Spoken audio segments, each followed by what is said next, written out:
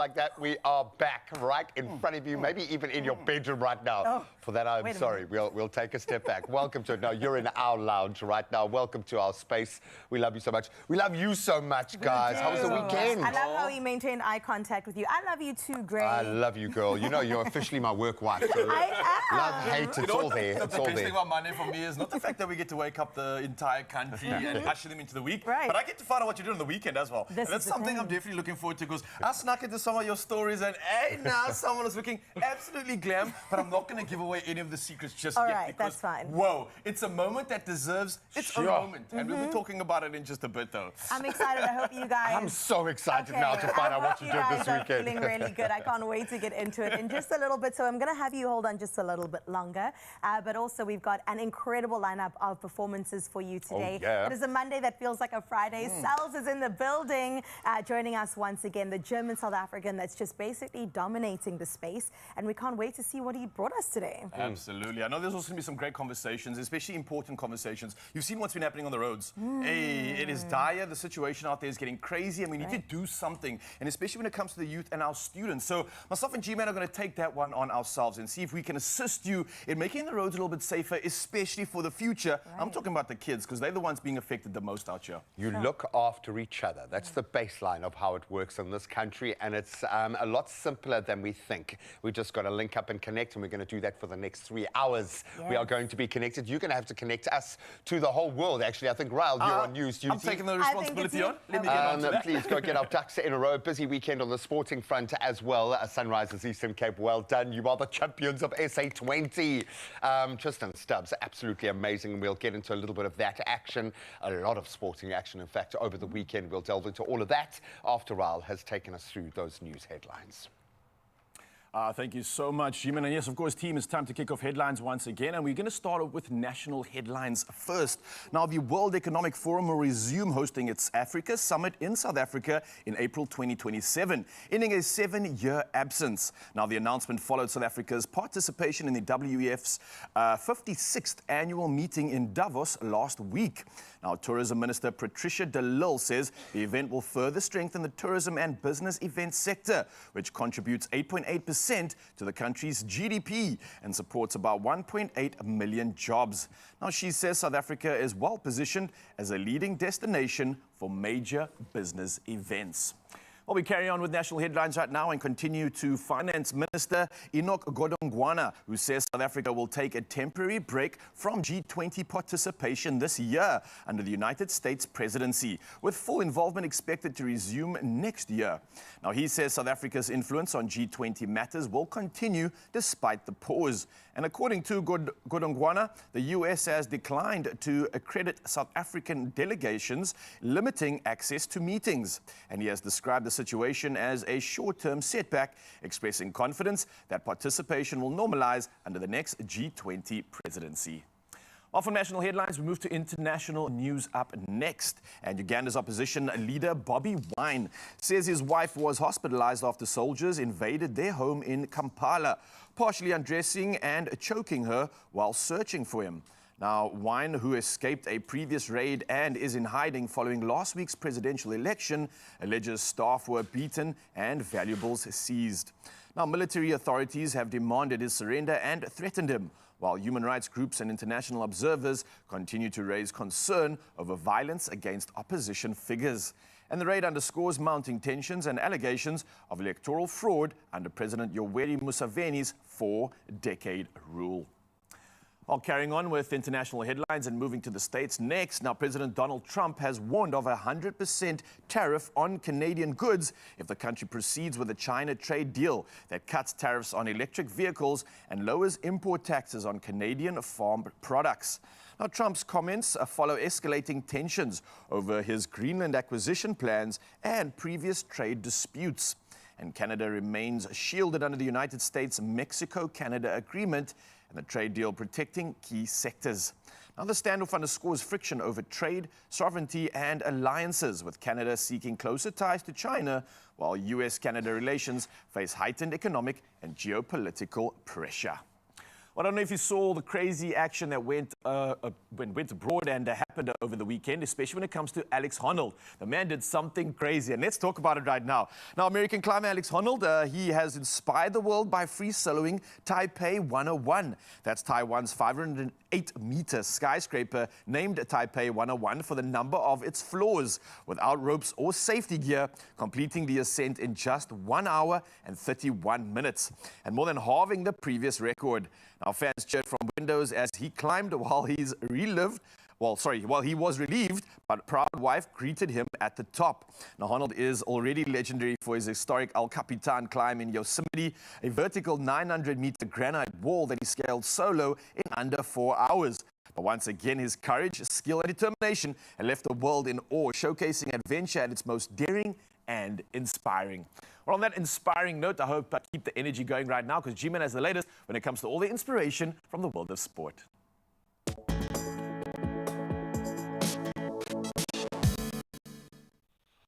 Thank you so much, my friend. Yes, the inspiration came thick and fast yesterday, and I think Deval Brevis must have thought he had done it.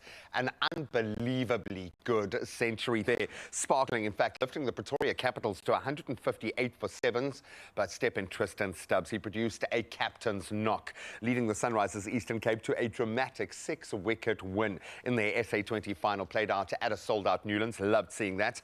So Stubbs unbeaten on 63, backed by Matthew Breetzke's 68, completed a remarkable recovery for the team and delivering the Sunrisers a third title in 4 seasons. Congratulations, and well done to the fans that came out to support as well. A weird weekend in football as we head to the English Premier League, and Aston Villa continue to shine. They have been unbelievable and stay in the Premier League hunt after their 2-0 win at Newcastle, a hard-fought one, drawing now level with Man City and closing to 4 points of leaders Arsenal. We're going to have a beautiful run-in.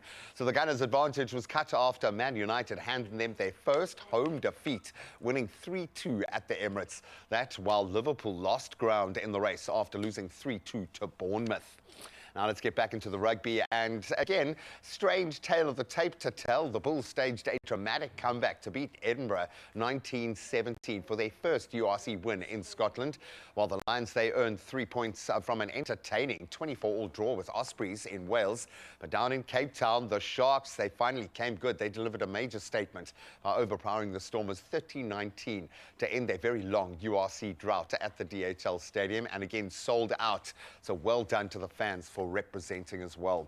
Now we get into tennis, and we're starting to separate the wheat from the chaff, so to speak. Carlos Alcaraz beat Tommy Paul in straight sets to reach the Australian Open quarterfinals.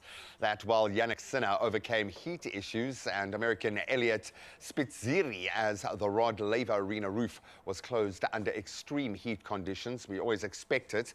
And then on the women's side of the draw, top seed Arina Sabalenka, she survived a late scare as well to extend her Grand Slam tiebreak streak and also book her spot in the last 8.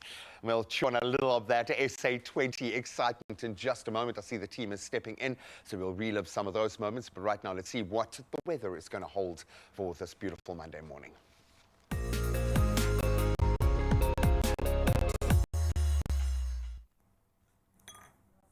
Well, thank you so much, Gray. Let's get straight into what this Monday is going to be giving across the country.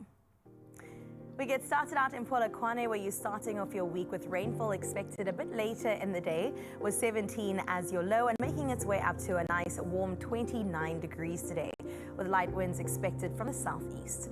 Out in Klerksdorp, you can expect scattered thunderstorms on your side, 19 as your low, 33 degrees climbing up to your high, with winds expected from the east. Now in Pretoria today, you experience mostly cloudy skies, temperatures from 19 to 32 degrees as your high.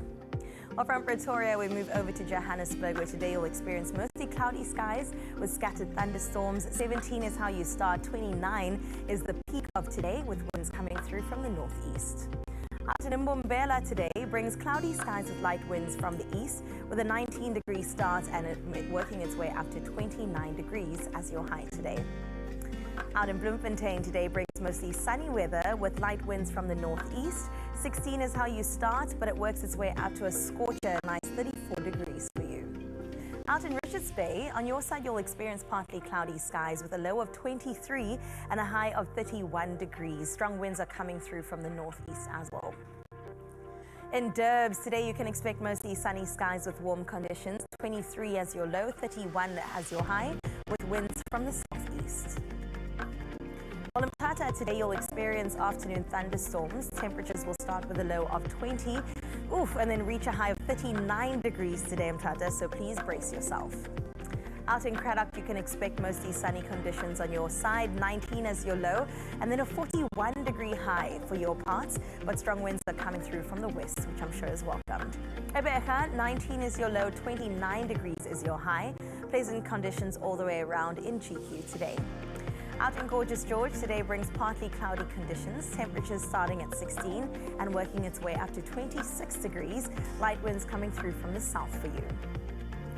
Well, from Gorgeous George, let's move to what the Mother City has today. Now, we start off our Monday with sunny conditions, accompanied by moderate winds from the west, a 17-degree low with a 24-degree high today. Let's head to Sutherland, where you'll experience sunny conditions on your side, temperatures starting at a chilly 12, but then making its way up to a hotter 31 degrees today. You will get moderate winds coming through from the west, which will be very helpful.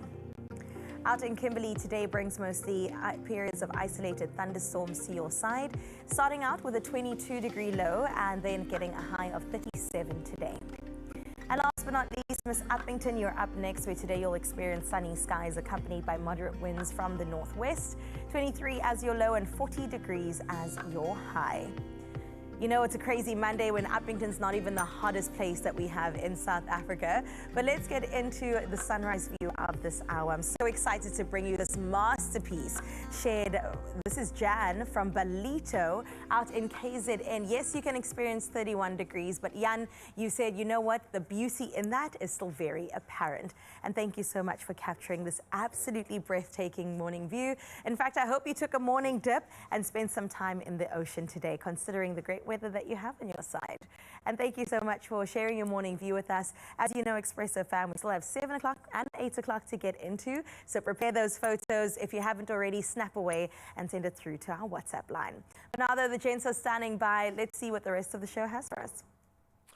Oh man, well the nostalgia is already pumping, the emotion already flowing as we broach the question we're going to put to you guys this morning, and it's coming right from our hearts and hopefully it'll come from yours as well. So we're going to say good morning. I hope this is going to be the best day of your life, really, because you have ownership of that. But we're going to take you to a place that will hopefully inspire you.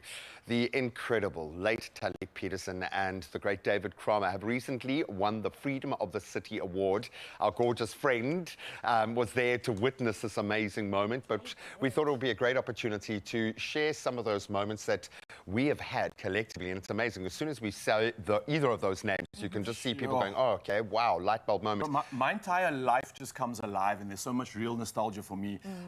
Our school play in primary school was Cut in the Kings. No way. I was one of the kings. I was, I think it was Smiley. I don't know if that was his name, whatever. The dodgy one. It was so much fun. I remember all the songs, the Kavala Kings, and Buti Guitar.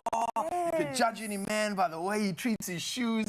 All these songs are still so prime and so in my head, and it's such a good time for me, man. That's when my real world came alive. Like living history. I love I was that. so inspired by them too. Weren't you there? I was there on the ground, guys. When I say the director, Marisa, and I were just shedding tears the entire time. It was such an emotional experience, which I didn't expect. Because basically especially it for was like his a city family. council meeting. We were like, oh, okay, it's going to be one of those, you know. Formalities. My goodness, there were performances. The speeches were so incredibly moving.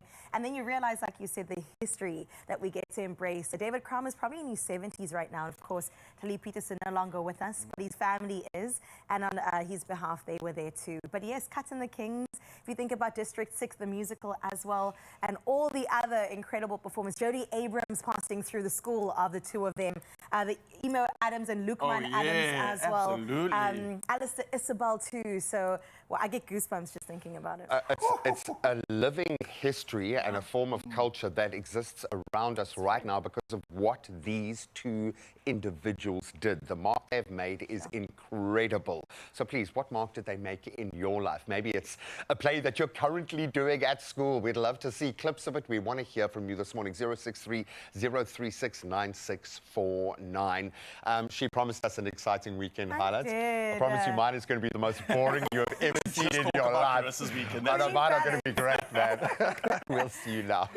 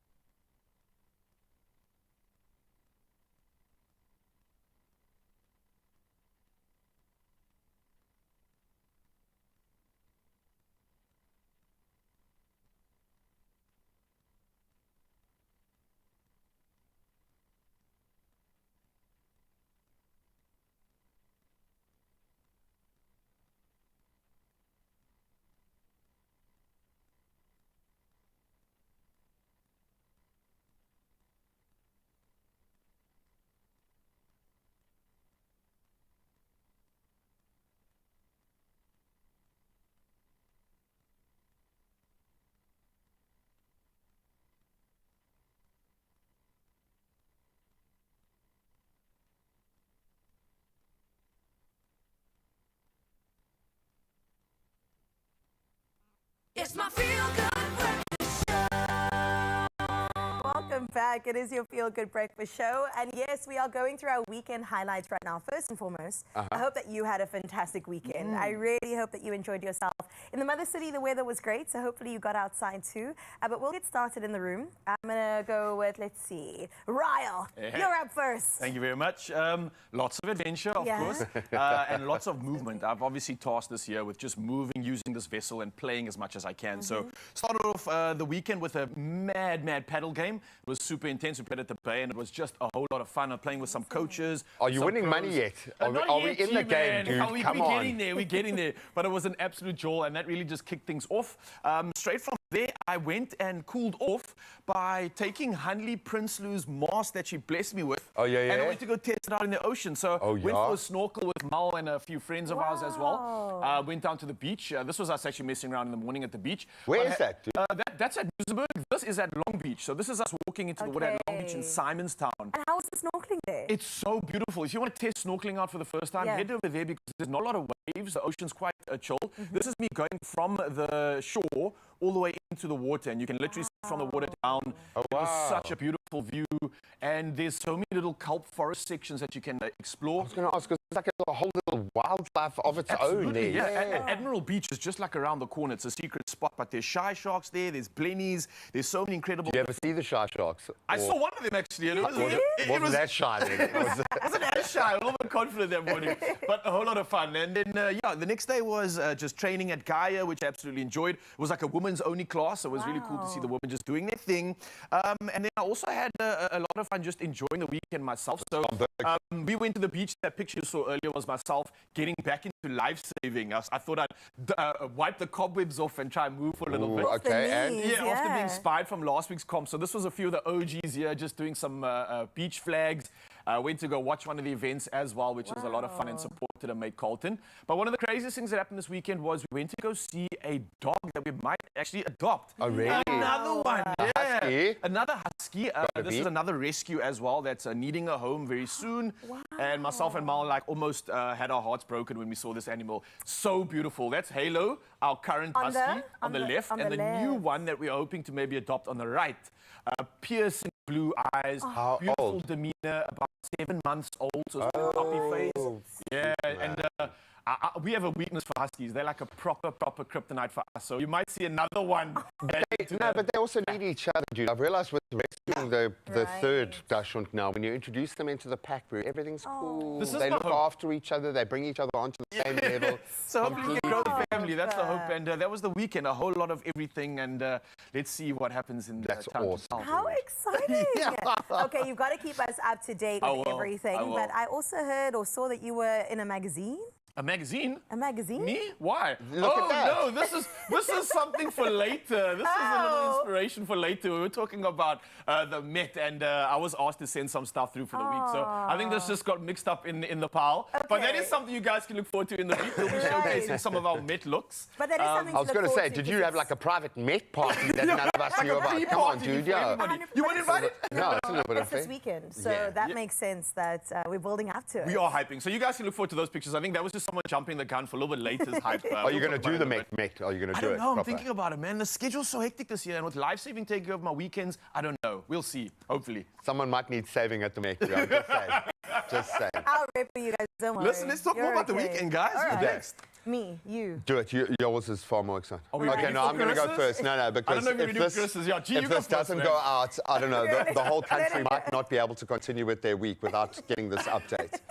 The plants are okay. So no, what you don't understand is, so I was bomb, bro. broken, physically broken this weekend. I don't know. I took a major back step, but I turned to my green energy. So all of the plants that you are seeing here were completely destroyed and dead, courtesy of that gigantic cat Dum, dum, who's already dum. circling the wagons. But I took them to doesn't my little energy corner in my garden, and they've all been revived. So I just brought en masse all of the green back into my house yesterday, Nice. just to reframe, just to start feeling different within my vessel, Yeah. because it's just not moving at the moment. I figure we've got to kind of turn things around. So I've got that beautiful green energy back in, and I back myself. I've got green fingers again, man. I'm there. I literally can see the change here, and this is a fact. Like, I'm all about biohacking at the moment. It's I've massive, got like dude. 64 pot plants in my house. I have air plants, much like you. That palm you have in your house, dude, that thing is cleaning the oxygen, giving you oxygen, cleaning the air in your home. If you have snake plants, if you have Chinese money plants, if you've got palms, put them in your home. Do you get a That's so shy much for snake you. plant? I want to know if you've got a shy snake plant. So yeah, so it was a very nuclear Nice. weekend, but it did feel like a lot happened despite not doing very much. So Changed your sometimes world. Beautiful. productive chilling, yo. Productive rest like is that. productive. We need like to that. remind Albeit I couldn't really move, ourselves. so I just had to do what I could. All right, did you have a real life All this right, weekend? I had a real Zanzi, life. brace I had a yourselves. great weekend. All right, so if you are a fan of Bridgerton, then you'll know that season 4 is coming this week. It's in 2 parts. Part 1 will be the end of this week. Part 2 in February. Very dramatic, but that's how Sure. Bridgerton does it. You Yeah. know, we're looking for the diamond of the season, and I think I found her because she was there in red on the red carpet, living her Look at best her. life. Looking gorgeous. I just really Yeah. enjoying it. So this was the African premiere. They had one in Paris. They had one in London as well. That's just and this incredible, is girl. the one. So did you represent our continent? I represented Expresso in the best way. Wow. And then South Africa. And it was an African masquerade, African couture masquerade. And so Did they forget to just ask you to host the event? Was that the only thing We missing kind of here? thought you were. I That thought was the so. whole thing. I almost jumped Wow. on the stage and Bonang said, "Excuse me, what do you do?" I said, "Sorry, Bonang." My bad. My bad. I thought you were hosting this. I thought you were hosting the Freedom of the City. I just expect you to be hosting everything. Everything. But you looked absolutely exquisite. And I Thank you, wasn't. Take it on Grace. board, girl. It You was looked amazing. Guys, it was a Sure. party. It was incredible. We were rubbing shoulders with all of the best actors in the country and the continent. Bohang was there. Bohang was there. Khomotso was like, it was just incredible. The legends, I went up to them and I rubbed them and I said, I've been nominated for some awards, but this year I'm winning because I feel like I'm just taking all of their energy. Did you honestly walk around the room rubbing famous Osmosis. people? Just, yeah, no, look, that's how we survive, actually, is we just get osmosis from this couch. I'm glad you have a life. I and have you looked a bit of a absolutely life. exquisite. And we're not going to reveal that amazing location where you shot those pics because that's a hidden gem. yeah. It's a It's a hidden gem. For real. Wow, guys. Well, listen, I love the weekend. There's so much diversity going on here, so much 100%. polarity as well. And I think we kind of represent South Africa here. Some I love people it. are going high, some people going low, and everybody in between is just having a jaw and hopefully made the most of the good weather that we had. Absolutely. But listen, it is also still Monday, lest we forget. And we've got to get into some Monday motivation because, as we know, every now and then, we're reminded that growth doesn't come from having all the answers. It comes from being willing to learn from the small lessons we pick up daily to the big moments that really reshape how we see ourselves. Learning is what turns effort into progress and then potentially into mastery. So we've got a lovely little motivational piece for you today, and it speaks to that journey. The patience, the persistence, and the power of staying just a little bit curious. Take a look at this. Life is peaks and valleys. Some people explain that as good times, bad times, but I actually think it's learning mastership. God's intention is that we study and master a bunch of different things. So I would just encourage everybody, never be afraid of not knowing, find out. Because that's how you get, to mastership. Oh, I love her so much. Well, look, words flow out of that individual better than they flow out of any human being on the Anybody. planet, I think. But I love that. Hopefully that just kind of gets you into your flow. People have also had some very interesting comments online, as you would imagine, connecting to this. So let's see how you are feeling. Yeah, and Nigel Bryce says, let us all learn to become masters at our craft. Yeah, love that. Love Amen, that Nigel. sentiment. Let's see what Dear Siren says. Becoming a master requires the valleys. Gotta go through 'em. Well said. Oh man, Polesh was saying, we all go through things, but God has the ways to handle us all. That's true. And then I'll be sharing this video with my 5 grandchildren. Wow. 4 in elementary school, 1 in day school. They all need this lesson, and so do I. I think Callum Scott embodied that for me. Looking at how hard he has worked on his tool, his instrument over the years, being so talented, he still feels like he is underperforming. Even when he comes onto our little stage here, he is constantly working on mastering his craft, as we all should. So you can consider what that means in your space. Go and master your craft. And we'll see you and continue to hopefully master ours on the other side.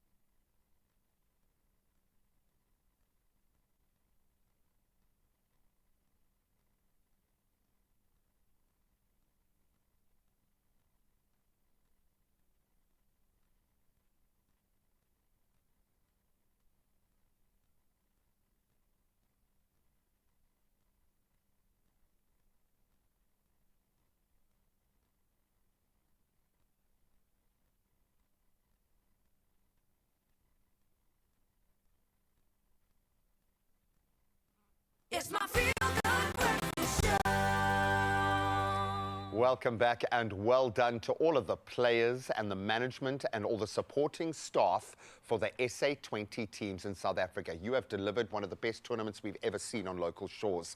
A breathtaking SA20 final played out at Newlands, delivering just about everything. A sparkling century from Devalt Brevis, absolutely brilliant. A dramatic collapse in the Sunrisers chase, and then a captain's masterclass from Tristan Stubbs. I think his name has been mentioned about 500 times already in every news bulletin, and we love it. And that, of course, to clinch their third title in 4 seasons. And the key moments, the tactical turning points, and what the result says about the future of the league. We've got cricket analyst Warren LaRue here, who's done a sterling job. Dude, thank you so much for taking us inside this journey, because for those of us who might not know all of the nuances, in T20 it comes alive. And of course, sometimes not the biggest guns, those that you might think would be down and out. The Sunrisers Eastern Cape proving their mettle 3 in 4 outings. How big is this for the Sunrisers Eastern Cape, man? No, it's incredible. I mean, you look at that coaching staff as well. It's just, they're serial winners. From even the beginning fans, to end. The fans go follow them wherever they go. I mean, I was at the stadium and I just looked around. All you saw was that orange army selling out the stadium. Well done. And it was obviously in Cape Town. So for them to actually travel, or I don't know how they get here, but they have 1 million fans all over the place. And they float on gees. Yeah. They just drift around the country. They're such a well-supported side. I mean, the coaching staff are incredible. Adrian Burrell has done an incredible job there over the last few years. Domingo as well as the batting coach.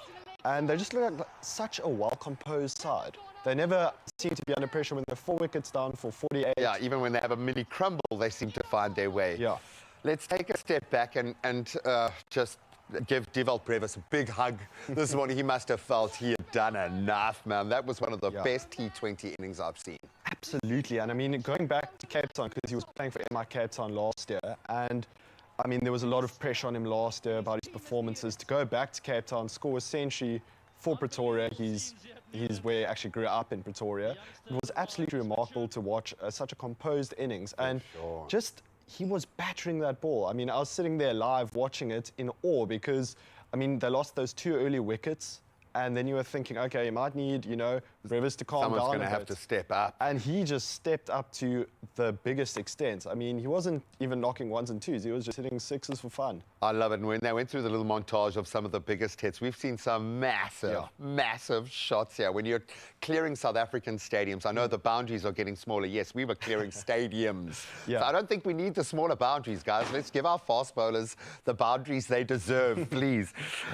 When we talk about that mini collapse, there are always moments within moments in games like this, and we know that I said literally every day T20 is a cruel mistress, and I thought, oh, is this going to be that moment, or is it an opportunity for someone to step up? And when we see a captain's innings like that from young Tristan Stubbs, I know he's progressed beyond being called young anymore, but I still see him as being that guy. But what him and Bretzka did in that moment, that's titanic. It was an absolute mature knock. I mean, you look at Stubbsy and the way he's actually developed his game. He's not just an all-round slogger now, he can actually play a composed innings, and that's exactly what they needed in that scenario. And give your cohort the right kind of energy as well. Bretzky's energy, I think we mustn't overlook the knock he played as well, because I think if either of them lost their wicket, it really could have gone south quite quickly, because after them you have guys like Janssen who can hold the bat and slog pretty well, but you also need someone like a Bretzky who's an out-and-out batsman to just play his role of getting the 1s and 2s. Steady the ship, as they say. Exactly, hitting the odd boundary, and it wasn't the easiest wicket to bat on. I mean, you look at the pitch, the 48 for 4 speaks for itself, the 2 early wickets, so it looked like the pitch where if you could get yourself in and just get yourself composed and actually play a knock under pressure, you'd get good runs. It was coming off the bat, you could see. Marco Jansen, Anrich Nokia, we cry about what the Quicks have had to deal with here, but it feels like we're sharpening the sword.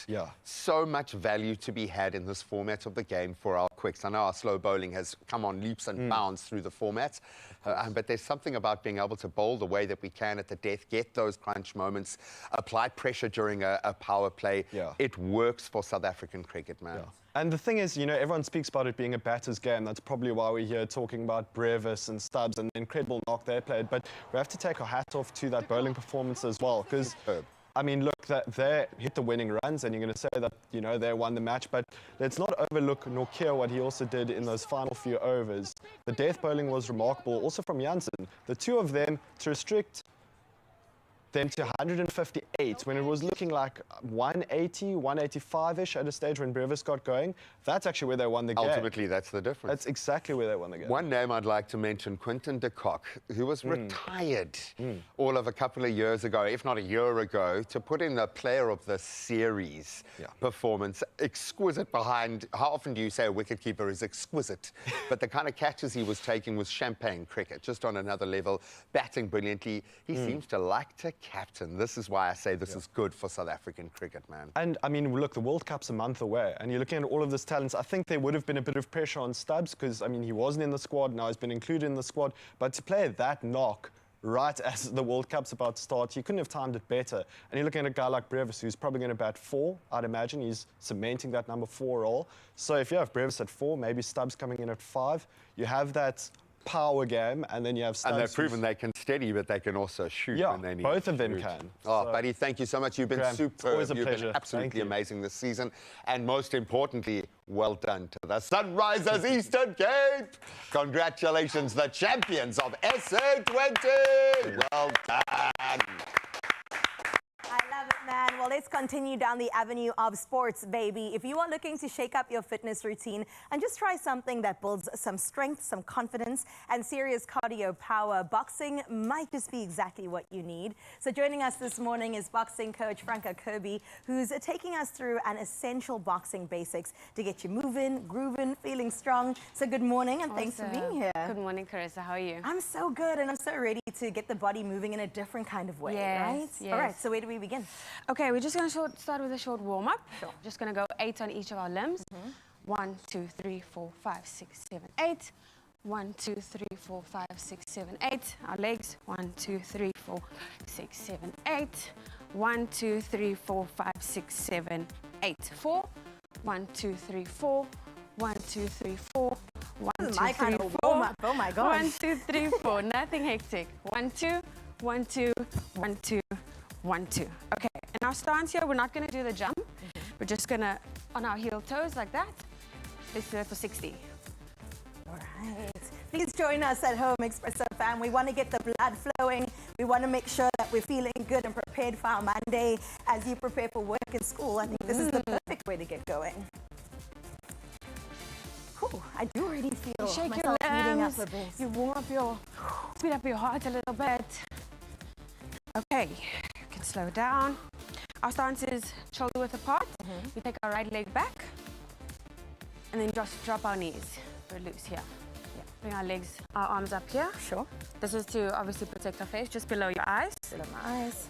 Cool. So I'm going to take you through all the jabs. It's 1 to 6. We have 1, 2 jab, 3, 4 hook, and 5, 6 uppercut. Okay. Cool.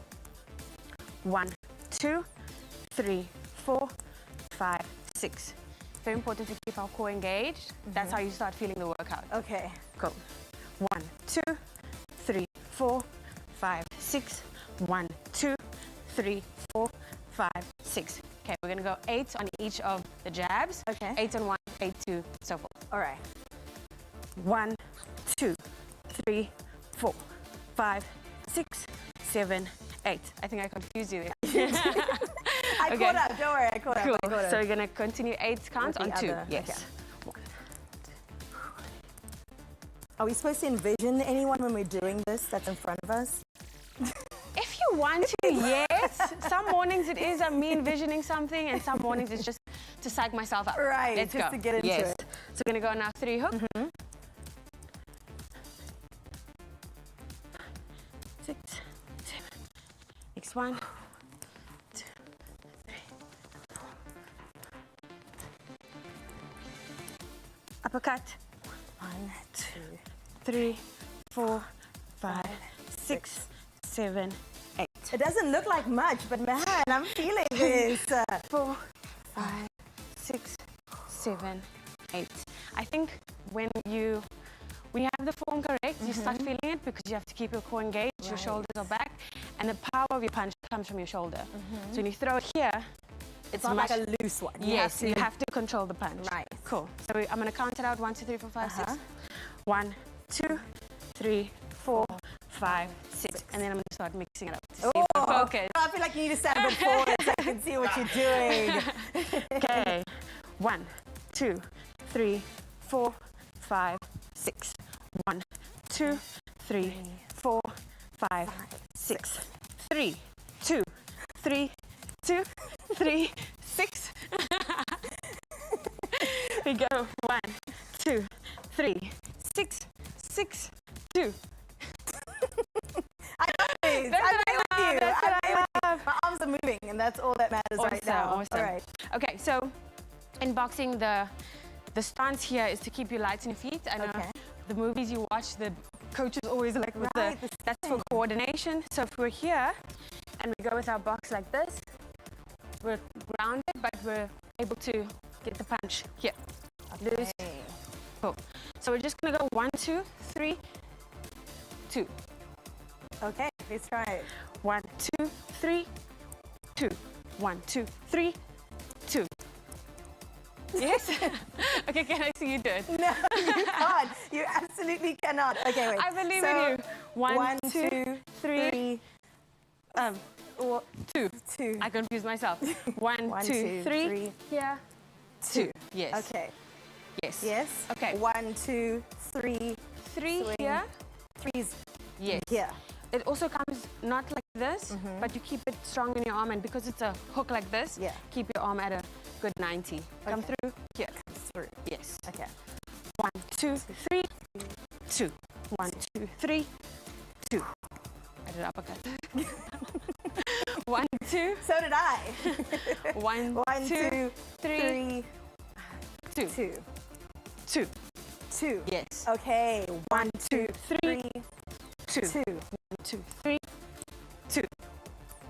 Yeah. Yes. Okay, one more. Let's end with the finisher. Let's end with the finisher. So we're gonna go 1, 2, 5, 6, 5, 6, 1, 2. Okay. Okay. 1, 2, 5, 6, 1, 2, 5, 6. 1, 2, 5, 6, 1, 2, 5, 6. I feel good. Yes. Okay, one more, and then go. we'll go to an ad break. 1, 2, 5, 6. 1, 2, 5, 6. Oh 1, my 2, goodness. 5, 6. Yes, Yeah. girl. Okay, I don't know if this is the aim, but I feel empowered. I feel good. I feel like I can take on a 2026. It's the last week of the first month of the year, and we've got to get into it super strong. So thank you so much, Franco, for being here. Thank you. We appreciate you, and Expresso fam, I appreciate you too. I know that you also did this along with me, and I'll see you straight after this with a bit of a reward. The countdown is on to the 2026 World Sports Betting Cape Town Met. The thrill of the horse racing meets world-class style. From the fun of hoops to the electric atmosphere trackside, this is race day at its finest, and you can be there to experience it all. 6 lucky viewers stand to win double general access tickets plus 5,000 Rand cash. To enter, head to Expresso's Facebook, IG or X pages, answer the easy question and include their hashtag. Entries close midday, Wednesday 28 January. T's and C's apply.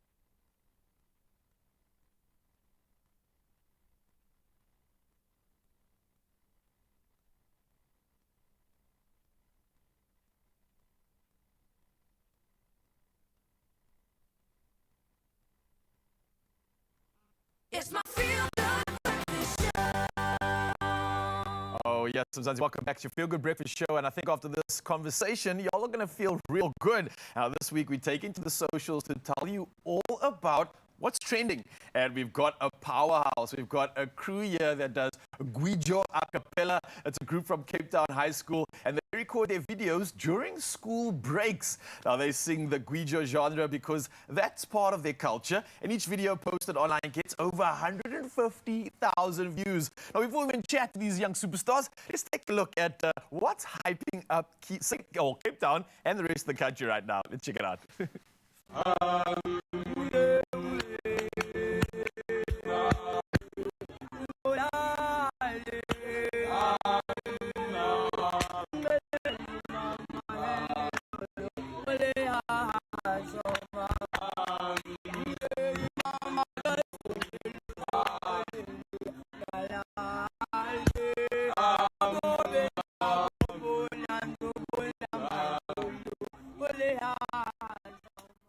Well, ladies and gentlemen, put your hands together for the finest Cape Town. That's cool. Why am I so pumped after watching it? I feel like I'm ready to take on a big battle or game. Firstly, let me say good morning. We've got Liko, Aviwe, and Imange in the building. You guys are representing Cape Town High, yes? Yes, sir. This is so cool what you're doing. Liko, talk to me about how did this whole group come together? How did it all start? Okay, the CTHS group was created on 2023. Early January, I think, because it was the athletics day at school. Yeah, yeah. So there were a few tunes that I was singing with. I was a grade 8 boy at that time. Were you in like the choir or something? I wasn't in a choir. I was, I wouldn't say it was a choir, but I started the CTHS boys. Nice. I love that. Well done. Yes, sir. Stepping up. Okay. And then getting like the friends together. How did you scout? How did you select the worthy team members? Firstly, I would say I saw them singing, Okay. but they weren't seriously about taking the CTHS boys thing seriously. So what I did, I talked to one of my friends called Tapelo. I talked to him, asked him, how about we start a thing like this? He said, there's no problem. He could start a TikTok account, and then we could get followers. And then that's where we started the CTHS boys. Oh, and I think everybody's celebrating this moment because you're representing something so cool right now. You're representing a culture as well. And Aviva, maybe I want to chat to you about that. Obviously, you get the stamp of approval to join the crew. You're very excited about this. And now you guys have to put music together. Why is something like Guijo so important, and how does that represent your culture exactly? It's because, you know, even in ceremonies, you know, families sing, and, you know, we took the idea of creating this, you know, singing at school. We took it from like ceremonies, makitis and stuff. So yeah. Okay. Imange, one of the few females I see that's in the group. I noticed there's a lot of gents there, but you're representing. What was getting you so excited for being a part of this group, and what do you think the impact is for like all the students and the kids in the school, and maybe others that are watching these videos? I think the thing that made me want to join the group is that I love music and I love connecting people through music. And I think it's a great experience for other people at school to know that it's possible to do what you love and to do what excites you. Oh, I love that. Well, I can't wait to see you guys. And are we going to be able to see any of these performances today? Are we going to get a little taste? Yes. What should we like anticipate? What should we expect exactly? Just relax. Just relax. Watch. Enjoy the ride. Enjoy the ride. Well, Cape Town High School are here. We've got 3 of the young superstars who will be joining the rest of the crew in just a bit, showcasing their talents, giving you a reason to follow them online, get on the socials, and get inspired. I love it. Nice job. Oh, and we will inspire you with a performance in just a moment, send you off to battle, feeling all the feels. But right now, we need to fill the belly before you go out to battle, and we don't want to waste any rice. Don't toss that leftover rice out, please, with just a few fresh ingredients and about, well, I'm going to say 10 minutes, but we're going to put that down to 5. You can transform any plain day-old rice into a vibrant, flavor-packed side dish, or maybe even a main. This garlic, lime, and herbed rice is light. It's aromatic and the perfect way to breathe new life into leftovers. Albeit, I said it before, this is about as exciting as my weekend plans, okay, because it's leftover rice. But it doesn't have to be boring. We can really ramp it up. So as you came in and just lit the fire because that's your role. Pan, man. That's how you roll. So you're on garlic duty. Oh, is it punishment? I'll take it. I'll take I it. tried not to sound like an evil genius as I laughed there, but it's just too good. So yeah, we just, I think roughly chopped, hey? Roughly chopped. Rustic is the way we like it. We've got a bit of oil heating there on a mid-ish, hopefully, heat. And then I'm going to add just a little bit more oil. The oil carries the flavor, we know this. And also rice is dry. Rice is dry, but it also takes on flavor, which is why we use it with curries and with flavorful food. It's because it becomes a beautiful sounding board, it absorbs, it adds a bit of kind of bulk. I'm going to start frying our rice. Yeah. And again here, whenever working with garlic, just don't jump the gun. Garlic burns very quickly. Right? So you said the sugar content in the garlic allows it to burn quicker. Very, very quick. Same in onions. Right. So you push it just the right amount. Beautiful flavor profile. A little bit too far. Burns. And it's burnt. This sounds really cool. You don't cook many things that sound like this. Like chopping rice. Yeah. But that is great. It's going to take on a slightly different color, which we want. You want those little caramelized edges because that says flavor. Yum. I love this. I love like an egg fried rice in any form. I always just add like a scrambled egg. For but sure. now lime. Do you pre-scramble the egg or do you just cook the egg and then scramble it as you go? You make a hole and then you throw the egg inside. There must be a Swedish psychology test that can tell a huge amount about the kind of person that you are, judged by how you add your egg to your egg fried rice. Okay, while you are doing that, you can actually just start bombing in our beautiful garlic, and we're going to stir that through. Yeah, go for it. Preferably in the pan, but next to it, alongside the pan, is also quite nice. It's like an emotional support garlic. You know? We just keep it there. Oh, and then the whiff hits you immediately. Oh, yeah, that smells amazing. So what are you thinking? If you're going to add a protein to this, some dirty chicken, some Cajun chicken vibes. Ooh. Do you know what? Last week, you guys introduced me to some chicken mince. Oh, okay. And yesterday it inspired me while I was doing my meal prep to make, it was beef mince, but I made it kind of like soy sauce, sesame oil, all of those things inspired, and it was like an Asian mince. Ooh. So that is what I would have. Sesame seed oil takes it to another place, level. Lovely. Just a little bit of zing, because we need a bit more zing on Monday. Hey?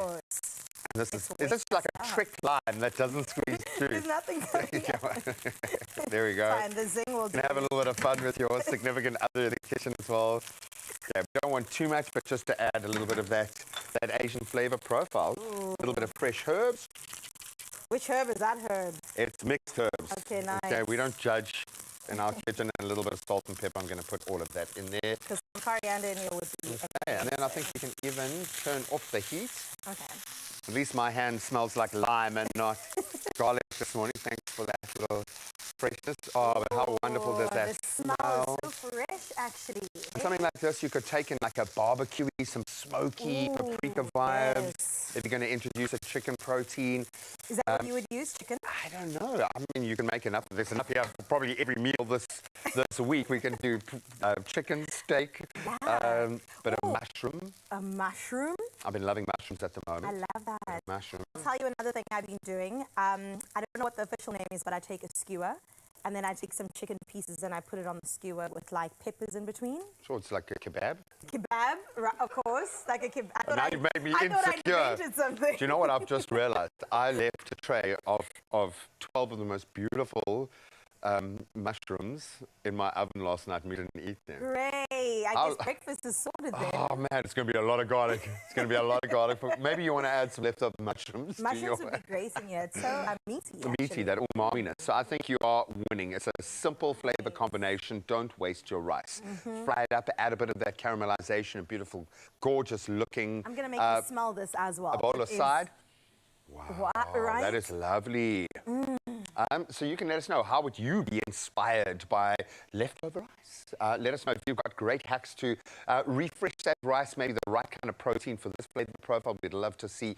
Hit us up on the Expresso socials. And then make sure in just a moment you join us Oh, if you have been following the news lately, our learners and transport has become one of the darkest spaces in South Africa. Terrible crashes claiming far too many lives. We're going to take a firm focus at learner transport safety after this. We'll see you now.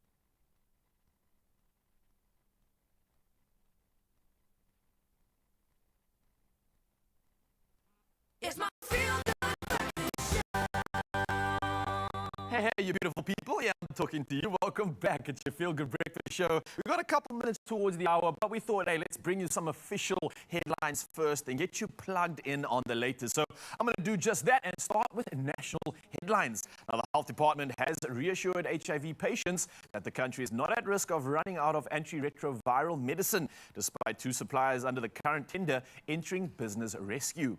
Now, officials say appointing multiple suppliers was a deliberate risk mitigation strategy, and contingency arrangements have been activated, including engaging alternative suppliers to increase production. Now, provinces currently hold enough stock of the affected ARVs to cover around 3 months of demand, while national stock levels continue to be closely monitored. Well, carrying on with local headlines, the World Economic Forum will resume hosting its Africa Summit in South Africa in April 2027, ending a 7-year absence. Now, the announcement followed South Africa's participation in the WEF's 56th annual meeting in Davos last week. And Tourism Minister Patricia de Lille says the event will further strengthen the tourism and business events sector, which contributes 8.8% to the country's GDP and supports about 1.8 million jobs. Now, she says South Africa is well positioned as a leader destination for major business events. Well, moving to international headlines next, and a 37-year-old man was shot and killed by U.S. federal immigration officers in Minneapolis during a targeted immigration enforcement operation, drawing large protests and heightened tensions in a city already shaken by a recent fatal ICE shooting. Now, officials said the man approached officers with a handgun and violent resistance, which led to defensive gunfire, while local leaders and footage seen online challenged that account, showing him holding only a phone before being shot. Now, hundreds of demonstrators later confronted law enforcement, with Minnesota's governor calling for calm and accountability as investigations continue. Well, next up, Uganda's opposition leader Bobby Wine says his wife was hospitalized after soldiers invaded their home in Kampala, partially undressing and choking her while searching for him. Now, Wine, who escaped a previous raid and is in hiding following last week's presidential election, alleges staff were beaten and valuables seized.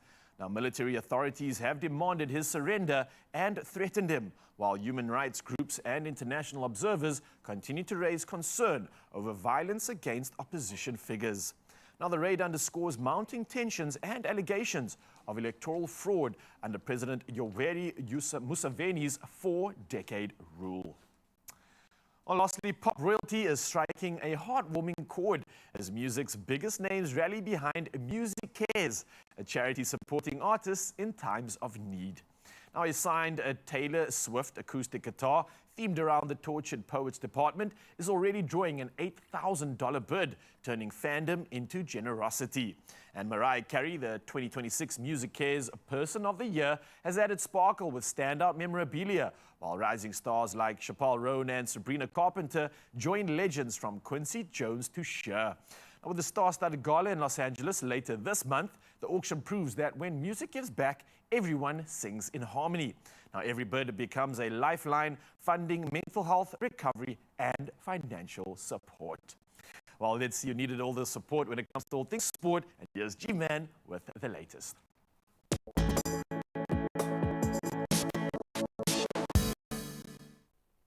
What a season, what a finale. Let's start with our SA20 cricket and Deval Brevis' sparkling century, lifting the Pretoria Capitals to 158 for 7. But then step in Tristan Stubbs. He produced a captain's knock to lead the Sunrisers Eastern Cape to a dramatic 6-wicket win in their SA20 final at Newlands yesterday. Stubbs' unbeaten 63, backed by Matthew Bretzka's 68, completed a remarkable recovery and delivered the Sunrisers their third title in 4 seasons. Congratulations and well done to the fans who have been amazing this season as well.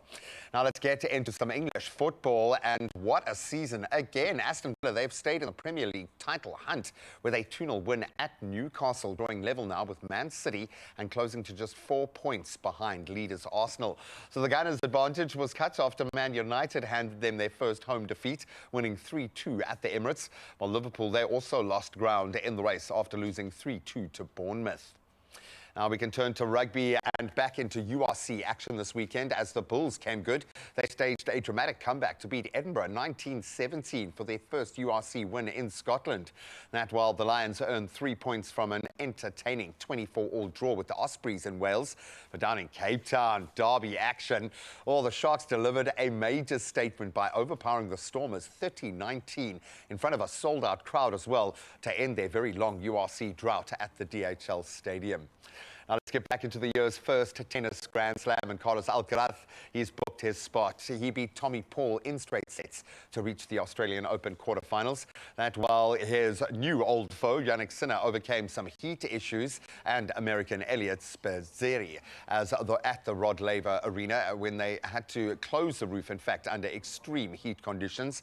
And then on the women's side of the draw, Arina Sabalenka, she survived a late scare as well to extend her Grand Slam tiebreak streak and book her spot in the last 8. But already shaping up. And of course, that's where we leave our sport for now. We'll touch on those headlines at around 8 o'clock this morning. Let's see if the roads are waking up.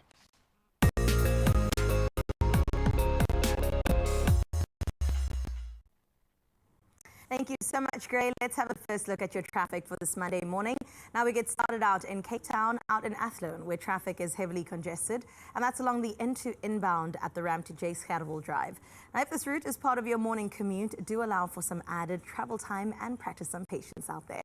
Well, as peak hour does continue, we wish you luck on the roads right now, but that's to be wrap it. Let's head into your weather. We get started out in Polokwane, where you're starting off your week with rainfall expected later in the day. 17 degrees is how we begin, with a 29-degree high with light winds expected from the southeast.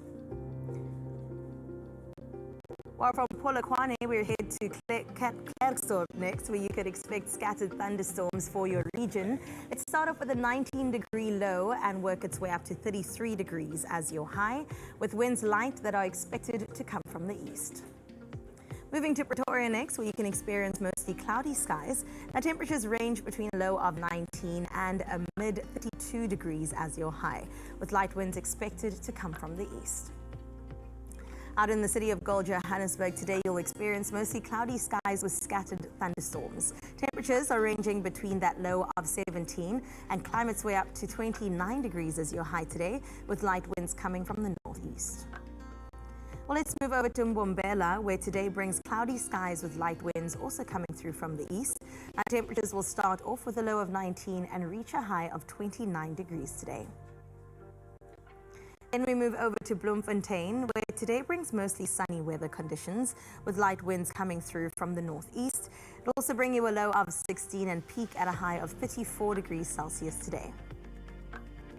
Well, let's move over from Bloem into Richards Bay. On the coastline, you'll experience partly cloudy skies with a low of 23 and work its way up to a high of 31 degrees today.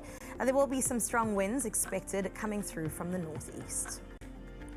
Well, Durban, let's see what today you can expect. It is mostly sunny skies on your side with warm conditions.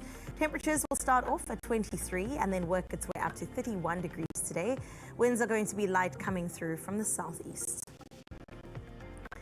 In Tata on this Monday, you get to experience afternoon thunderstorms where temperatures will start off with a low of 20 and then a high of 39 degrees is what it will work its way up to. Moderate winds are expected to come through from the southeast. Cradock, you are up next, where you can expect mostly sunny conditions for your region. Now, as for your temperatures, you'll start off with 19 and then get to a high of 41 degrees today. Strong winds will be coming through from the west. Out in Gqeberha, you'll experience warm, pleasant conditions. Now, temperatures will range between a low of 19 and then a high of 29 degrees. Now, moderate winds can be expected to come through from the east. Oh, gorgeous George, you're up next, where today brings partly cloudy conditions. Temperatures will range between a low of 16 and then work its way up just 10 degrees to a high of 26 degrees today. Light winds are coming away from the south. Let's move a bit further along on that coastline to Cape Town, where you'll start off this Monday with sunny conditions accompanied by moderate winds coming through from the west. Now, temperatures will start off with a chilly low of 17 degrees and work its way up to 24. Sutherland, on your side on this Monday, you'll experience sunny conditions. On your side, 12 degrees is your low, with 31 degrees peaking as your high today. Moderate winds can be expected coming through from the west. Kimberley, you're up next, where today will bring mostly periods of isolated thunderstorms to your region. Temperatures will range between a low of 22 and then reach a scorcher of 37 degrees today. You will experience some moderate winds coming through from the west. And closing off in Appington, where today you'll experience sunny skies accompanied by moderate winds from the northwest. 23 is how you'll start, and it will work its way up to a scorcher. 40 degrees is your high today. And that is where we wrap up your weather, but of course, you know, the cherry on top of our cake is always your sunrise view. And this hour was sent from Johanna from Sunskoppums in Robertson, sharing this beautiful morning view. Wow, when we set the bar high at 6 a.m., Johanna said, you know what? I raise you this gorgeous view, and Robertson has never looked better. The flowers are out to play today, and the sun is definitely shining. 36 degrees is what you can expect in Robertson today. Take this number down to 0630369649. And if you too would like to represent where you're waking up in, please let us know via our WhatsApp line. For now, though, we feel like winners on this Monday, and I just have a feeling it could be even better. It could be a lot better. I know Mondays can suck. They'll be a lot less sucky if you win yourself hundreds of thousands of rands. Yes, Daily Lotto and Daily Lotto Plus. 2 opportunities to win are always back on a Monday. which means you've got to jump on board. So you can play your daily lotto for an estimated 450,000 Rand in our jackpot today. And then our newly added daily lotto plus 150 grand. Boom. Wow, it's a lot of money, Mzansi. Come on. So get involved. What are you waiting for? And we've got options, right? So you can do the following. You can buy tickets now in store on the nationallottery.co.za website. There's the mobile app. You've got the option of cell phone banking, or you can dial *120 *7529# and then follow the USSDs. It's that simple. And we can't tell you which way is the luckiest way of doing it. If you've won and you have a way, please, just try everything. Shotgun effect. Just do it. Most importantly, just go out there and shoot your shots, and hopefully your week will be looking very, very different. Now, we are trying to temper the energy because we are about to broach a very difficult conversation in studio.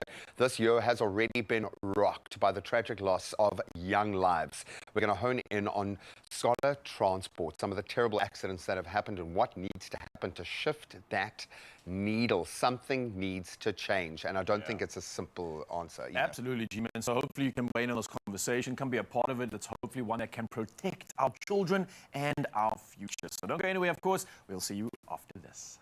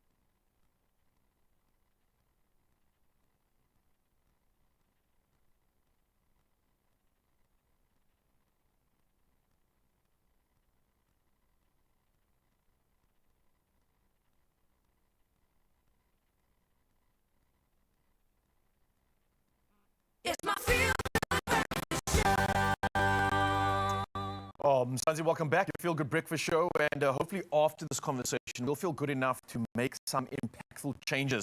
And this is something important I have to bring to attention because South Africa is once again mourning the loss of young lives following the tragic learner transport crash in Vanderbilt Park, where 13 children were killed. Now, as the shock settles, families and communities are asking difficult but necessary questions about safety, accountability, and why these tragedies keep repeating. While investigations are ongoing, there are also critical issues that we can unpack right now. And we're going to do that exactly. Joining us this morning are road safety experts Eugene Norse, and we are Bearfish Strategic Services MD Hector Victor Elliott are going to be hopefully helping us unpack what seems to be a bit of a Rubik's Cube here in South Africa. And of course, listening to the Cape Town High School a cappella group singing their beautiful sound check just a moment ago, thinking of learners in that context, that's where they should be existing, not in this terrifying lane that we find ourselves in right now. How would you sum up the state of scholar transport in South Africa? Maybe let's get a baseline to jump off from. I think, you know, with the current state, there are policies, there are procedures, everything's been put in place, but we are not necessarily, there's no consistency. We're not necessarily enforcing what we put in place. And the end result of that is just, you know, it runs loose and people end up doing whatever they want to. And unfortunately, the kids, our future, are the ones that are suffering. I just feel we're not doing enough.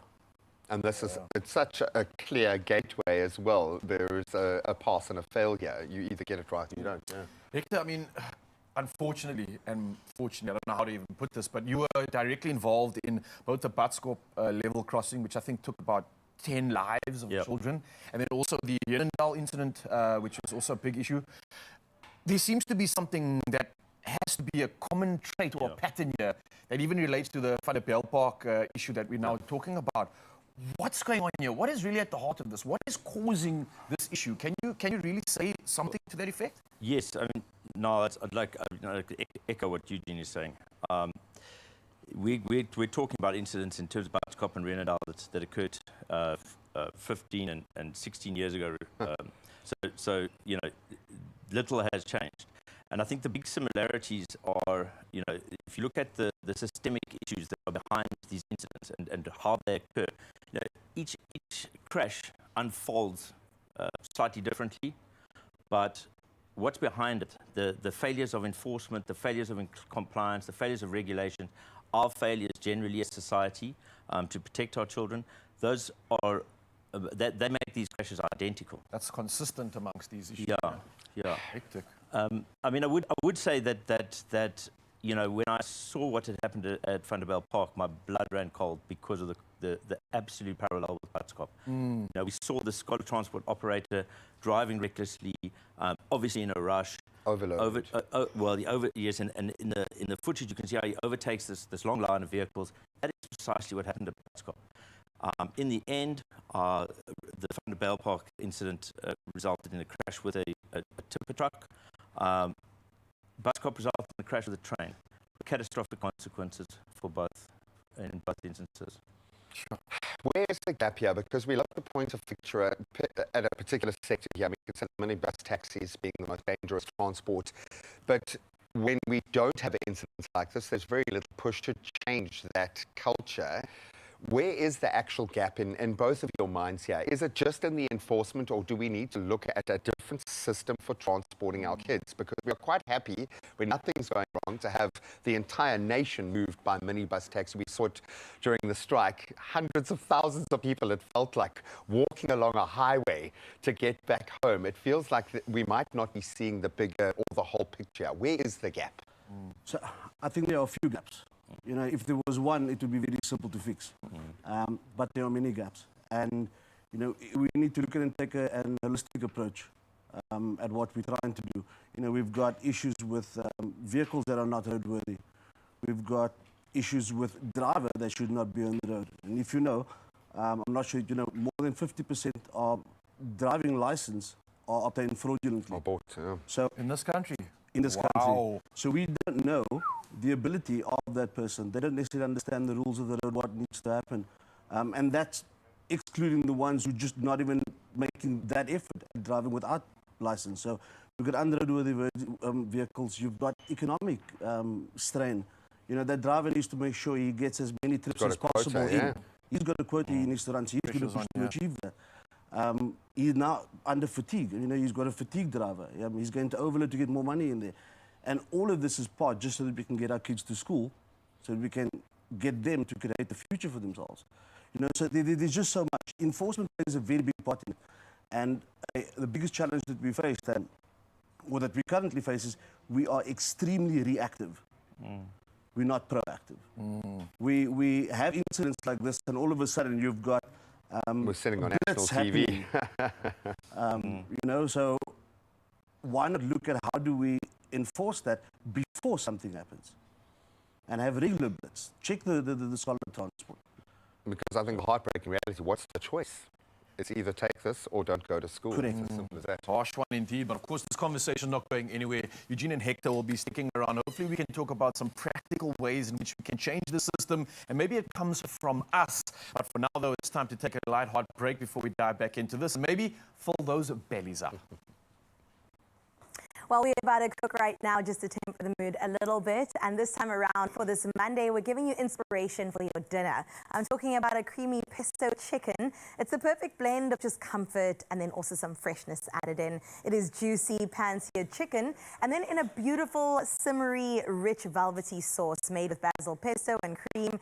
And then, of course, topped all off with Parmesan cheese, creating a dish that feels just indulgent but comes together really quickly. Now, whether you're cooking for a busy weeknight or even hosting a cozy dinner, this recipe definitely delivers. And I'm going to invite Raul in. I need to wash my hands. Wash Just your give me hands. 1 second. Because protein. Yeah. And I feel like you'd appreciate something like this, right? I'm appreciating how creative you've been with chicken this morning. What was that thing that you created for the first time ever? A kebab?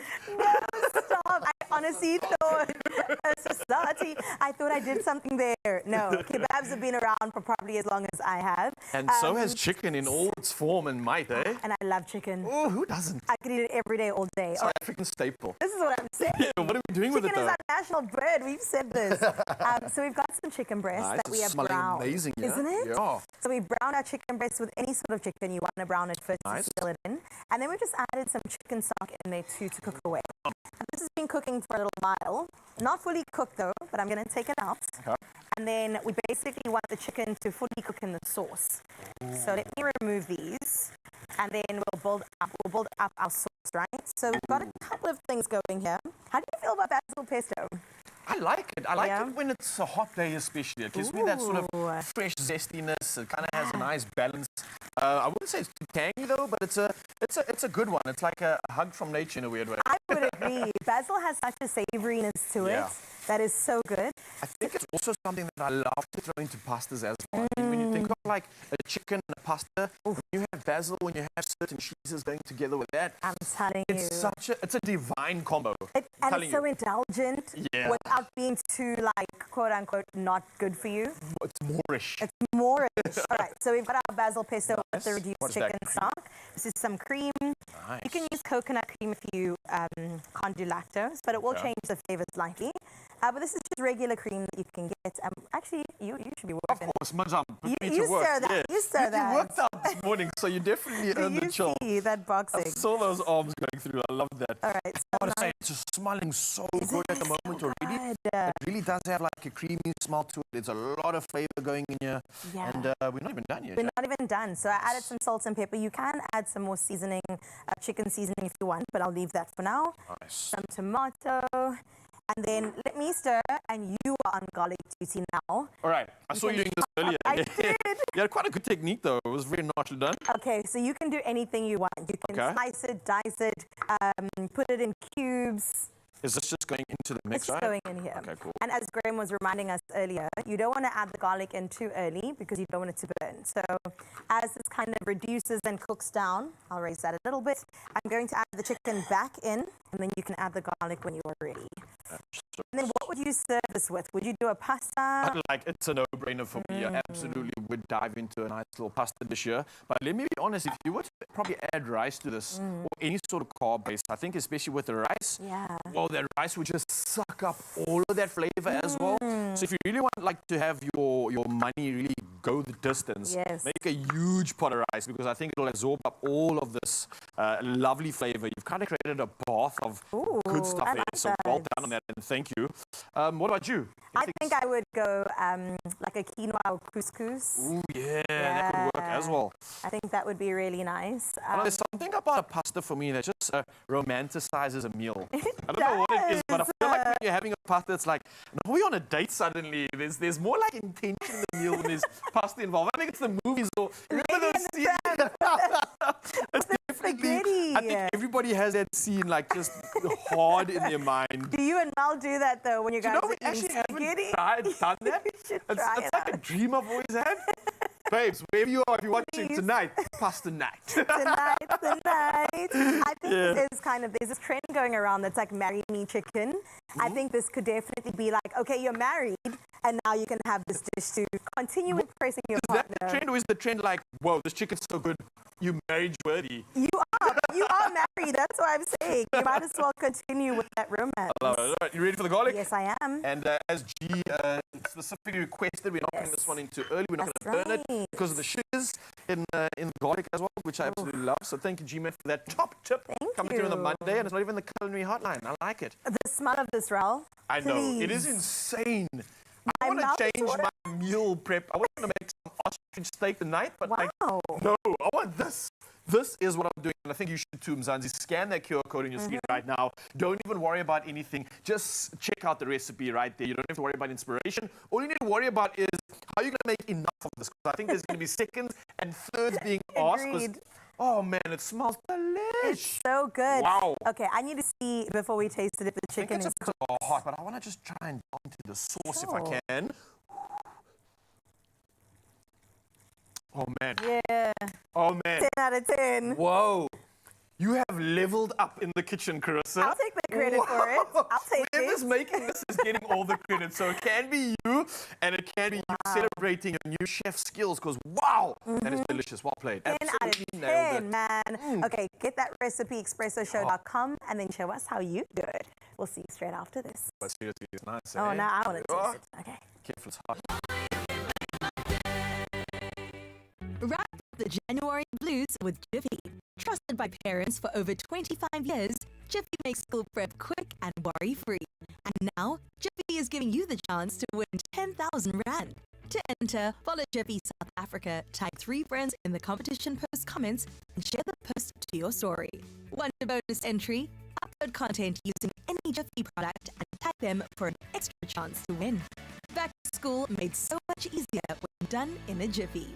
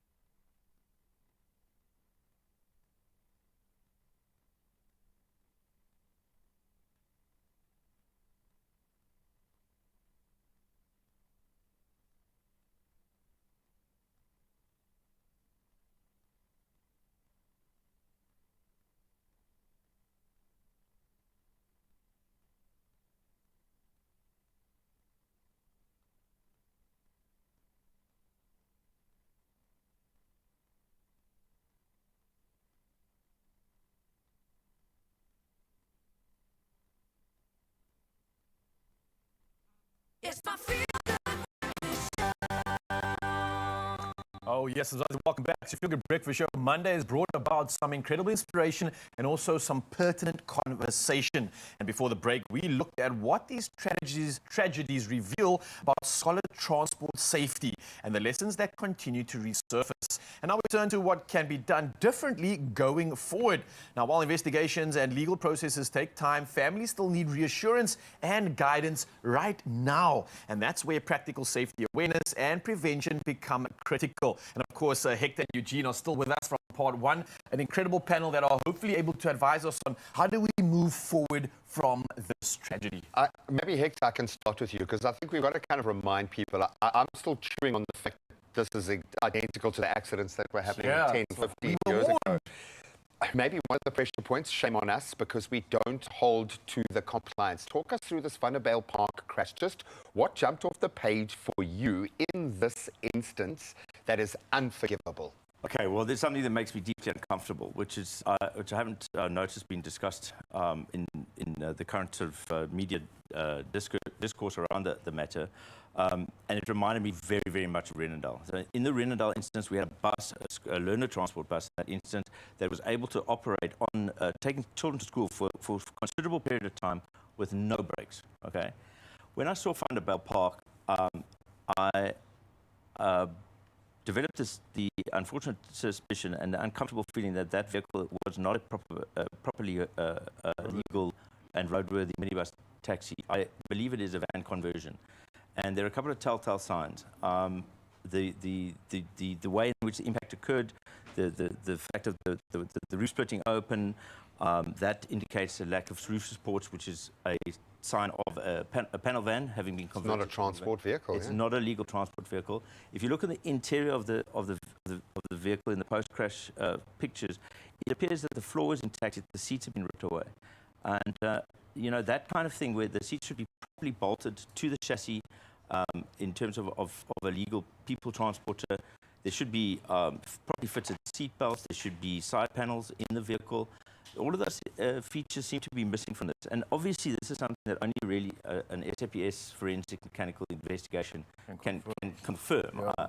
But from the appearances, when I looked at that, I just think back to Renendal and what I saw about, you know, the worn-out gearbox, the absolutely non-existent brake pad.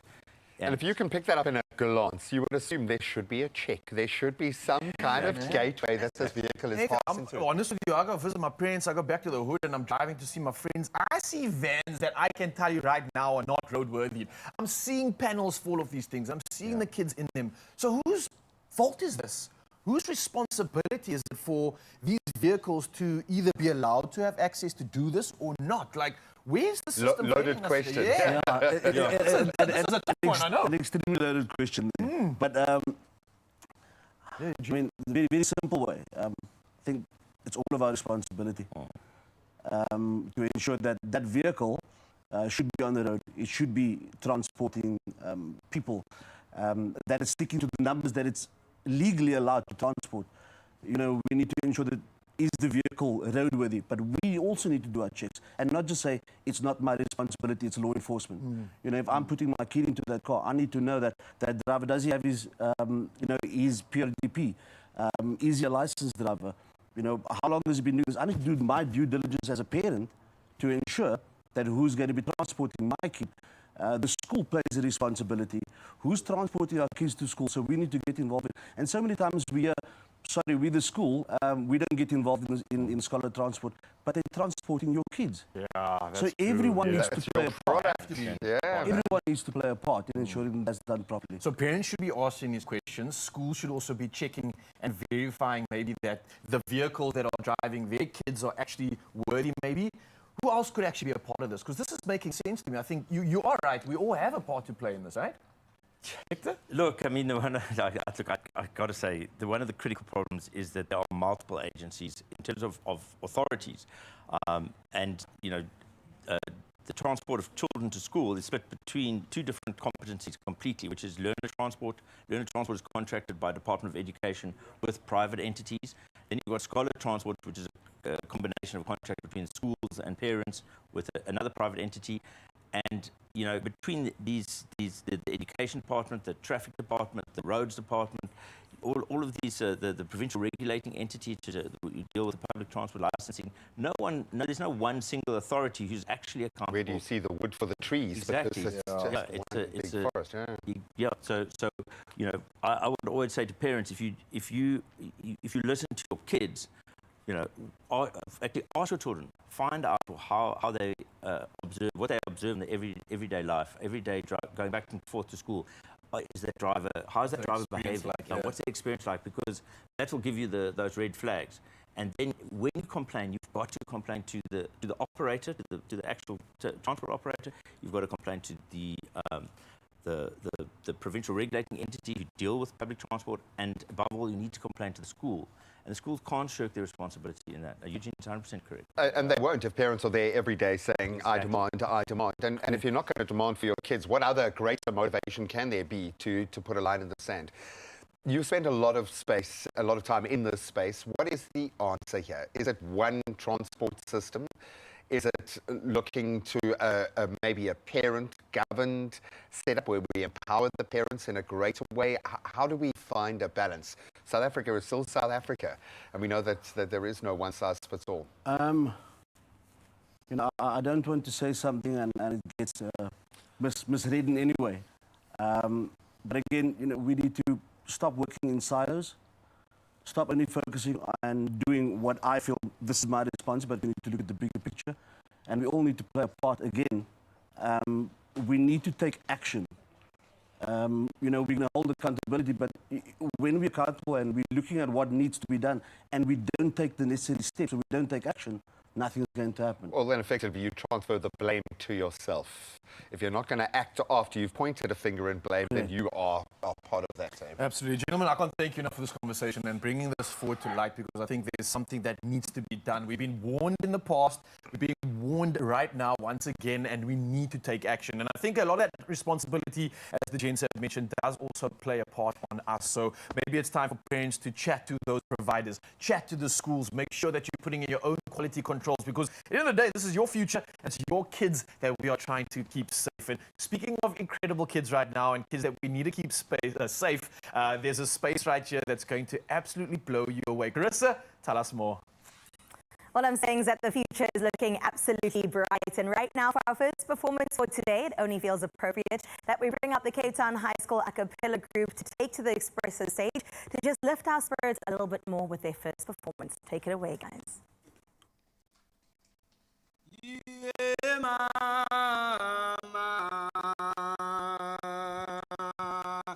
Yeah, mama. Ngikhethe wena. Nguye yedwa.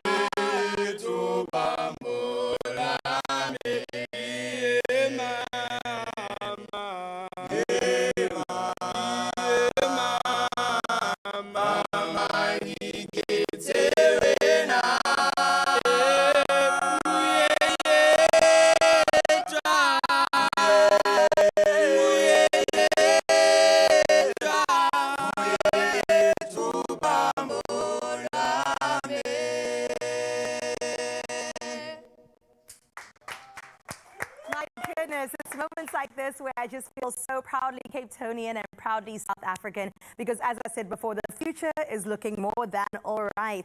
Well, listen, speaking about being proudly South African, we know that our blood is just running with RSA. We definitely need to get into some more celebrations straight after this.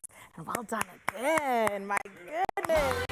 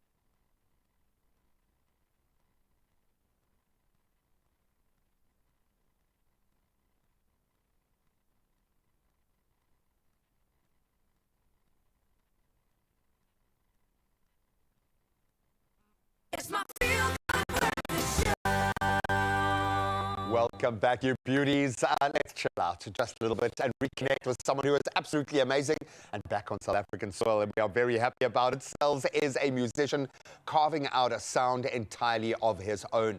He's kind of German, South African, more South African, we hope. But he's a singer, songwriter, doing amazing things at the moment, stepping into a new chapter after his 2025 debut album, The Voice in My Head, and a 2026 South African tour alongside some amazing names, Killer G, the Hill Rollers, the High Rollers, rather, Crunchy Roll. In fact, let's take a little look at what he's all about now since we last saw him. Get on.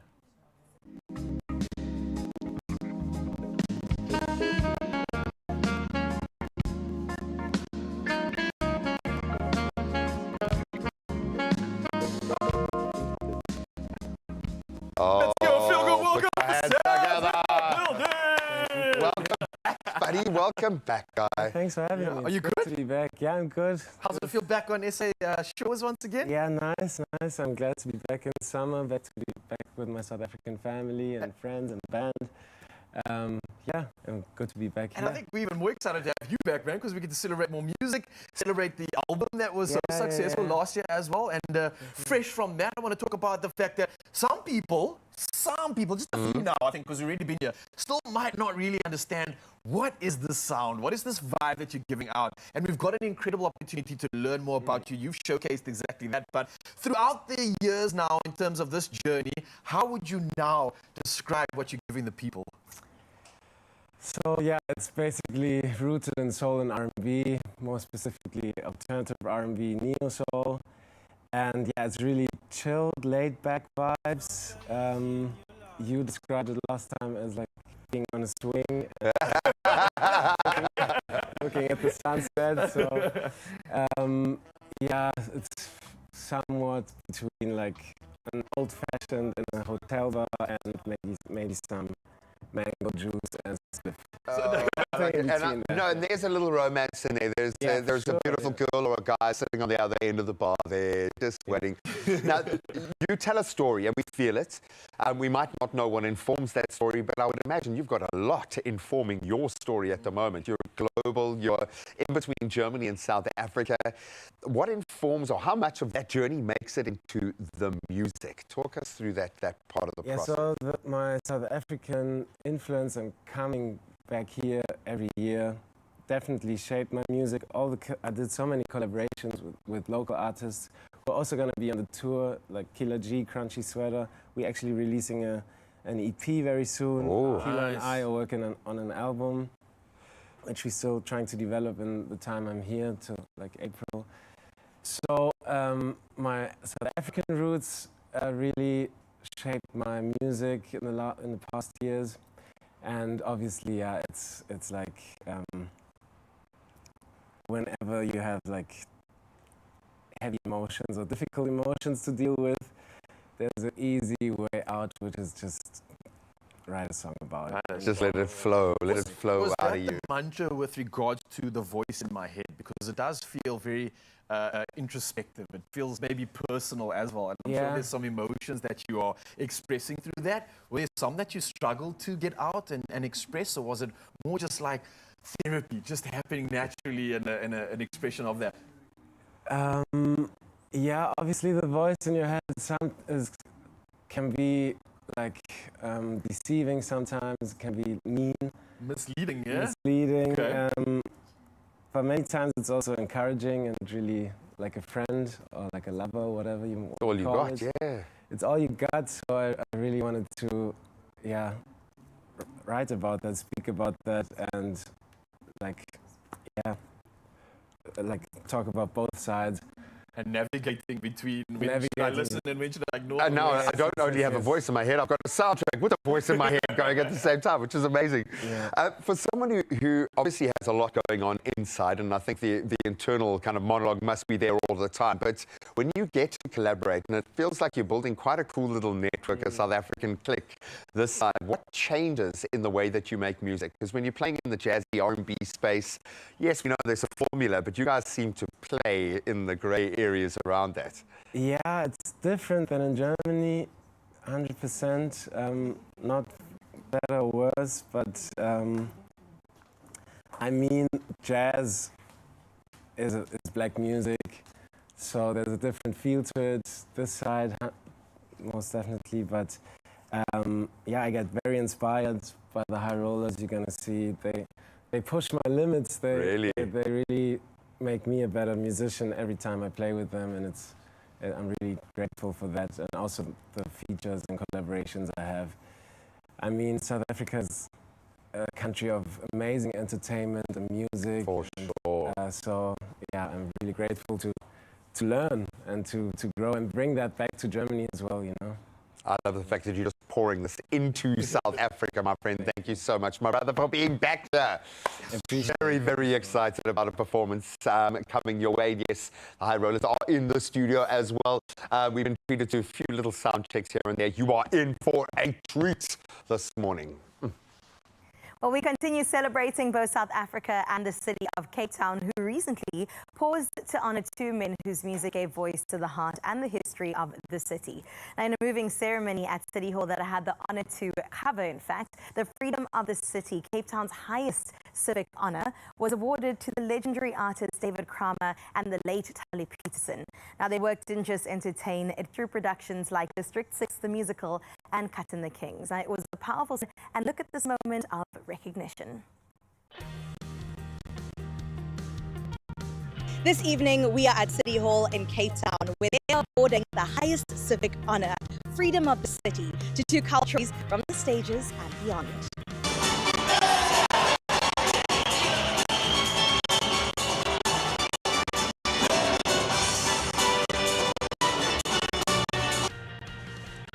It's been almost 20 years since you met us. 20 years since your voice fell silent, yet somehow your presence has never faded.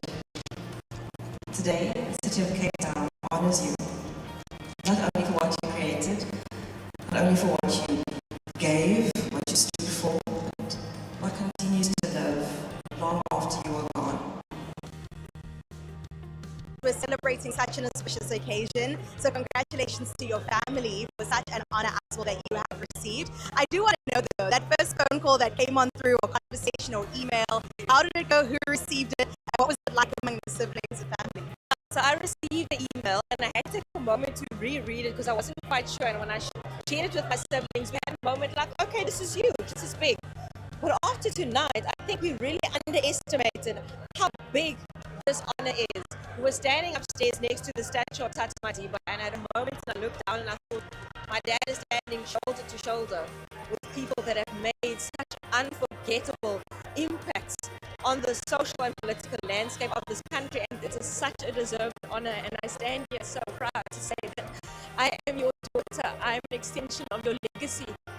And by God, I'm going to do what I can to take the work that you did for the building of this country, for the strengthening of our brown people, for the marginalized, to give them voices.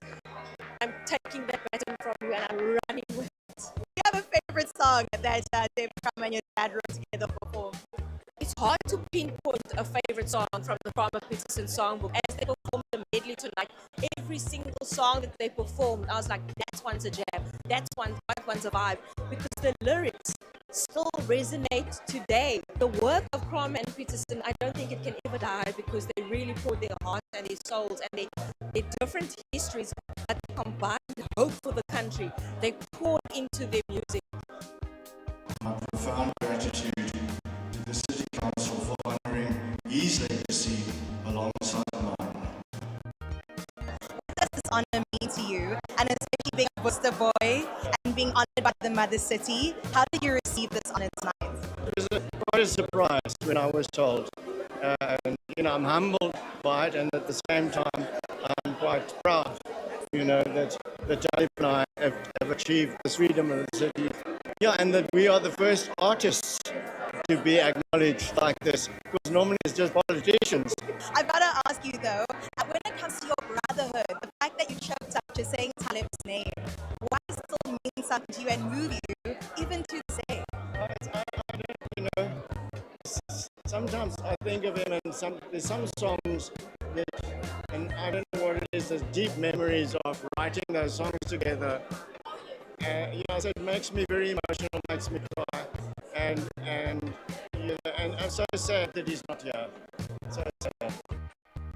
Thank you so much, Mayor, for sitting down with us. It's an auspicious occasion honoring cultural giants, cultural icons as well, and titans. Why was now the significant time to do this, especially considering it's the first cultural award that you would give when it comes to freedom of the city?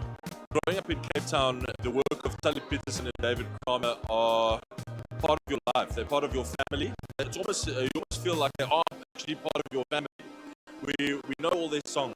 Their incredible talent is to point to the real inner spirit and fierce of our city. And they get us. They get it like no one else does. And so it was particularly important when about a year ago we heard that Mr. Kramer is not well. He has a lung condition. And we want to honor people when they are still able to receive the honor. And so that is why we decided this is the time. The thing about David is, the thing that stands out is his incredible sense of humor. He has this deep emotion, but it's always paired with a really funny, joyful, happy spirit. And that comes through in all of his work. And so his immediate reaction was, well, what do I get for getting the freedom of the city? Can I park for free? Do I get a discount on my property rates?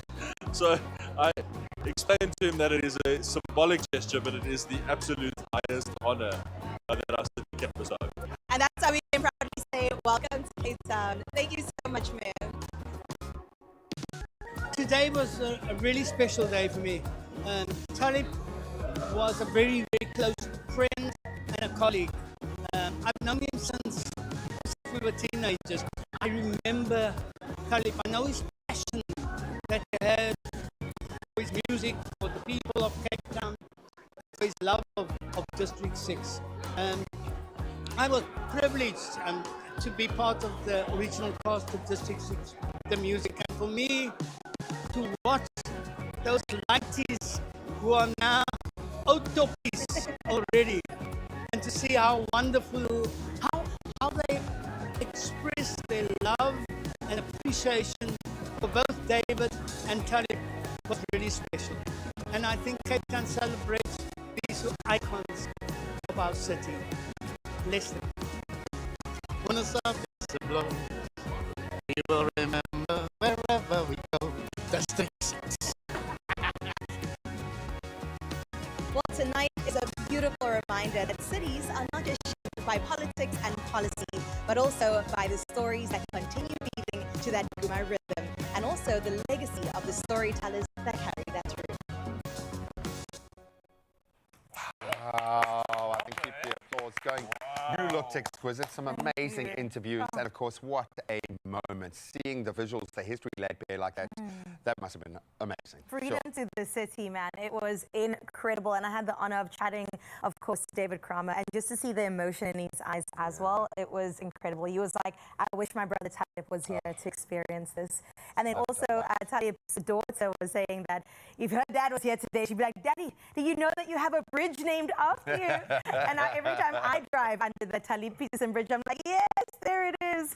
It was an incredible honor, and I'm so glad that the city finally recognized two greats. Oh, man. Well, a sincere thank you to everyone who lent their voices, who made that moment possible, from the families and the organizers to the artists whose work continues to echo far beyond the stage. We were talking about that network that it's created here in South Africa. Events like this remind us that cultural legacy does not fade. It's passed on. It's honored, and it's lived and renewed. And as Cape Town looks to the future, it does so with a deeper appreciation for the stories that helped to define it like theirs. Incredible, You're man. finding so much right here on your Feel Good Breakfast Show. And we're going to keep that inspiration going because we've got another hour of magic to go through. We've still got entertainment boxes to tick and a whole lot more. So don't go anywhere. We'll see you after this.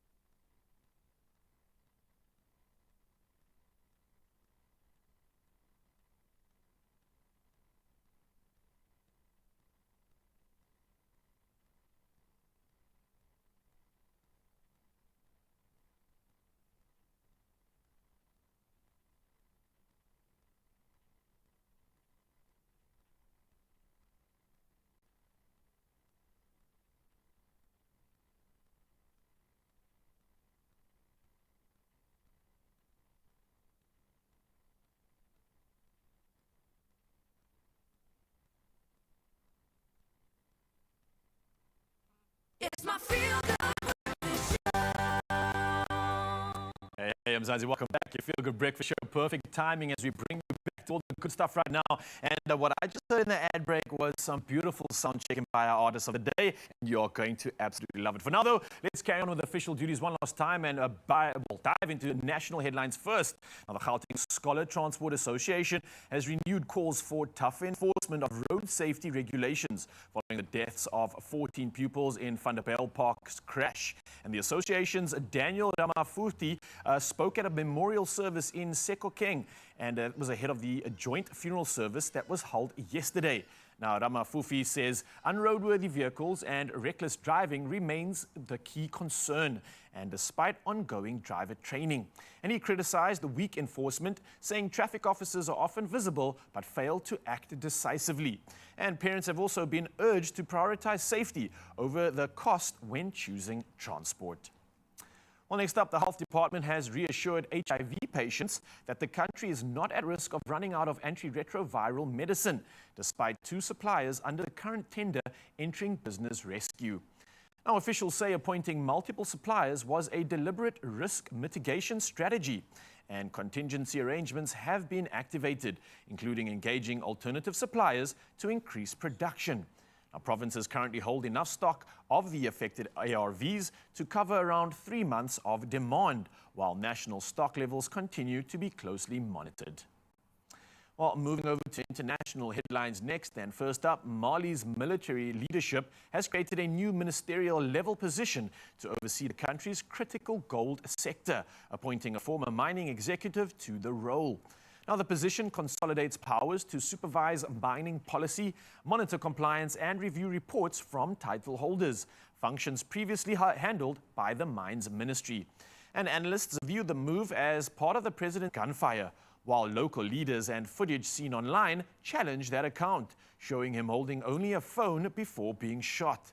Now, hundreds of demonstrators later confronted law enforcement, with Minnesota's governor calling for calm and accountability as investigations continue. Lastly, to give you another dose of inspiration, listen to this. American climber Alex Honnold has inspired the world by free soloing Taipei 101.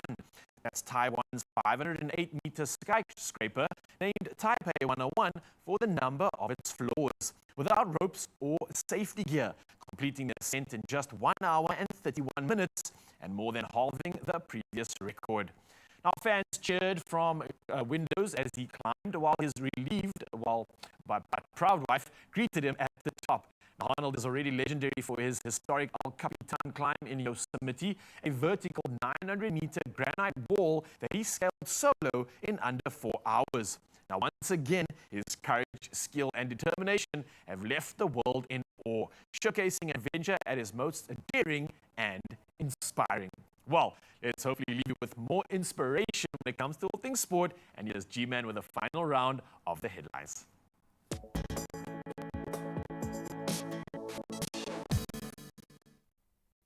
History-making moments in sport over a big weekend. Let's start with the SA20. What a season it's been. Well done, Graham. Let's start with the performances on the night. And Devalt Brevis' sparkling century lifted the Pretoria Capitals to 158 for 7. But then step in Tristan Stubbs, producing a captain's knock to lead the Sunrisers Eastern Cape to a dramatic 6-wicket win in the SA20 finals at a sold-out Newlands. So Stubbs' unbeaten 63, backed by Matthew Brietzke's 68, completing a remarkable recovery and delivering the Sunrisers their 3rd title in 4 seasons. Well done to them and their fiery fans. Well done to that orange machine. Now let's get into the football. Coming out of the English Premier League, some surprises as well as Aston Villa stayed in the Premier League title hunt with a 2-0 win at Newcastle, drawing level now with Man City at the helm and closing to 4 points of leaders Arsenal. The Gunners, conversely, their advantage was cut after Man United handed them a first home defeat, winning 3-2 at the Emirates, while Liverpool, they also lost ground in the race after losing 3-2 to Bournemouth. Now let's bring it back to local rugby action as the Bulls staged a dramatic comeback to beat Edinburgh 1917 with their first URC win in Scotland. While the Lions, they earned 3 points from an entertaining 24-all draw from with Ospreys, and that was played out in Wales. Then down in Cape Town, the big one, Derby Day, as the Sharks delivered a major statement by overpowering the Stormers 30-19 to end their very long URC drought at the DHL Stadium. Sold out as well, so well done again to the fans. Now let's delve back into the year's first big tennis Grand Slam. Oh, and Carlos Alcaraz is enjoying himself. He beat Tommy Paul in straight sets to reach the Australian Open quarterfinals. While Yannick Sinner, he had to battle. He overcame heat issues, and American Elliot Spizzeri, as the Rod Laver Arena roof was closed under extreme heat conditions. Certainly could see it. And then top seed Arina Sabalenka on the women's side of the draw, also surviving a late scare to extend her Grand Slam tiebreak streak, and of course book her spot in the last 8. So we'll continue to track those tennis stars throughout the week, but that's where we leave our sport for this Monday morning. Let's get one last traffic update.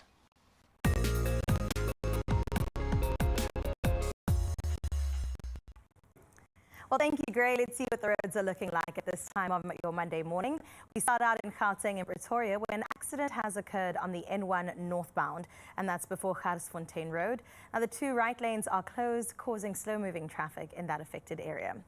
Moving over to Cape Town and Bellville, delays are being experienced along the N1 inbound ramp, and that's towards Durban Road.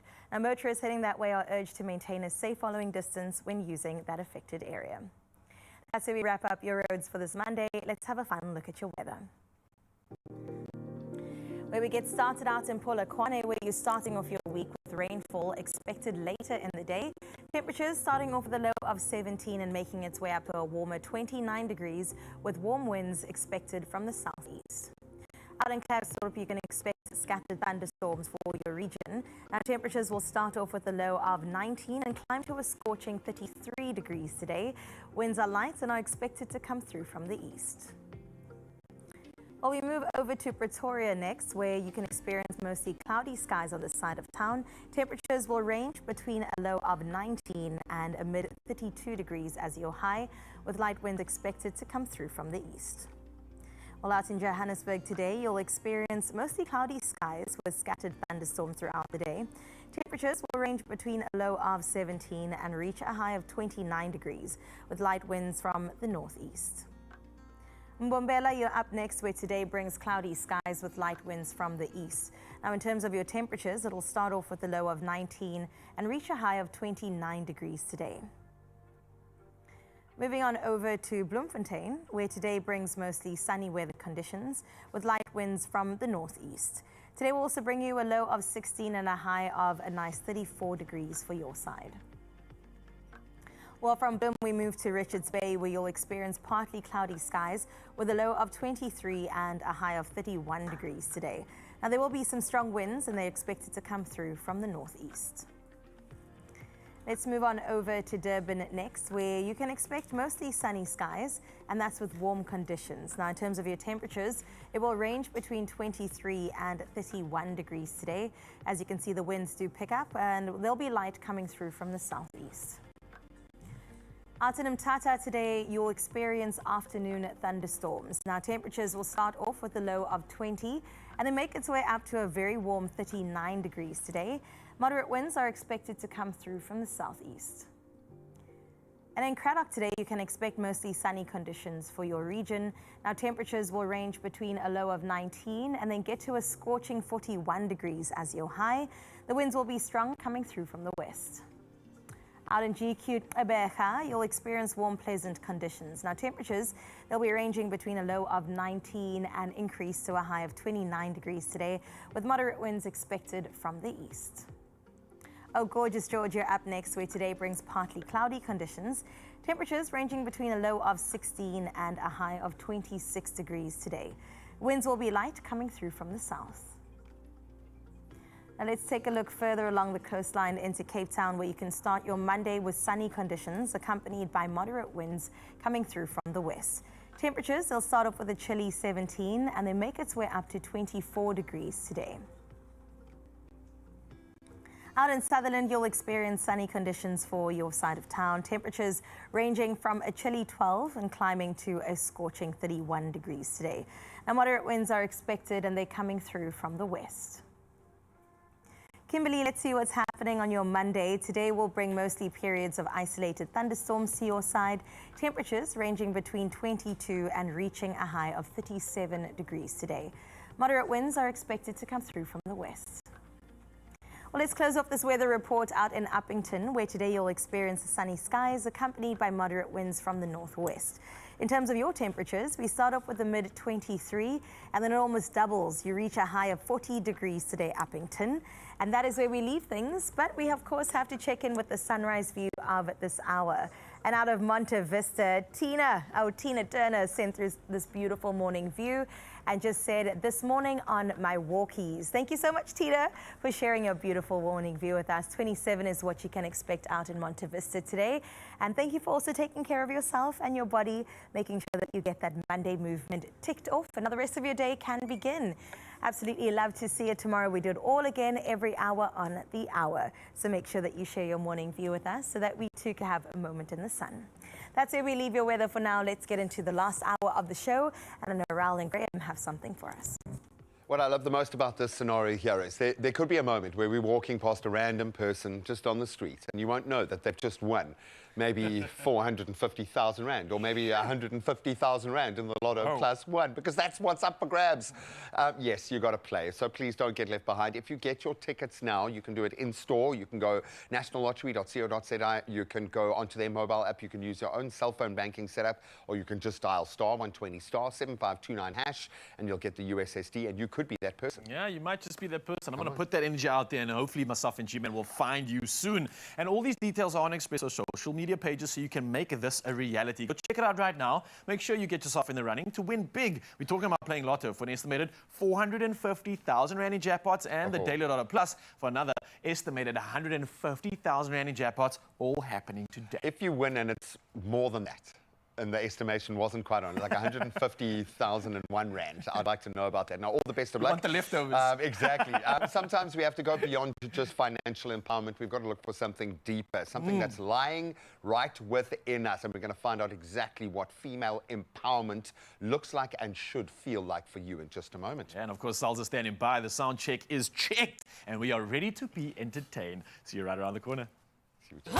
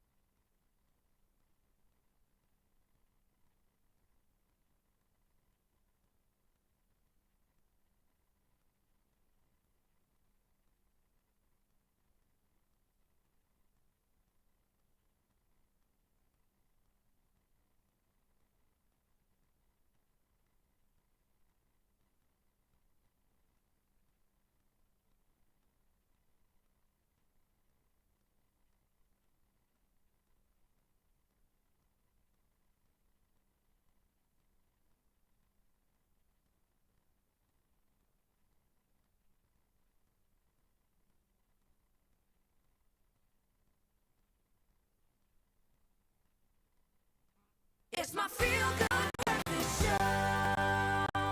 Welcome back to your Feel Good Breakfast Show. And now when we put those words together, feel good, this is what we're talking about. It's all around empowerment, a word that we often hear, but can mean very different things to different people. Now, for many women, confidence isn't about status, money, or even having everything figured out. It's about knowing who you are and also what you stand for. Right? Absolutely. Who are you once everything's stripped away? That's it. Life experiences like motherhood, like career pressure, particular gateways, loss, or maybe even just self-doubt can quietly chip away, erode that sense of self. And rebuilding it often starts with purpose, my favorite word, with values and that actual belief, a realistic belief in yourself. And these aren't big abstract ideas, they are things that we can practice every day. And we're trying to. So joining us to unpack it all, we've got Carmen Rodriguez, who joins us, founder of the Carmen Rodriguez Empowerment Effect. So thank you so much for taking some time and unpacking this with us today. Very much looking forward to it. You're giving me a very confident, calm vibe, which is quite interesting when you're on live TV. For you, this particular moment has got to be a bit of a gut check moment because you talk the talk and now you've got to be within yourself and actually have a moment for you. Do you get many moments for you while you're out there empowering as many people around you as you can? How are you feeling about this particular juncture? I'm feeling amazing. Thank you for having me. It's all about empowerment in today's age and everyday life. It's all about choice and confidence. It's all about a woman using her voice, setting boundaries, and also knowing that she is worthy. And it's even on those small, ordinary days. That's often the most important. 100%, where you need to make that small, consistent, very important decisions to choose yourself. To choose yourself, your growth as well as your well-being. And in that lies the ultimate empowerment. I can see many women watching saying, how? What do we do? Yeah. Where do we What begin? button do I push? Exactly. How do I? But let's get into talking about that and purpose in particular, which Gray raised too. Why do purpose and value matter so much when actually building confidence? Yeah, I absolutely love this, right? Because it's so important.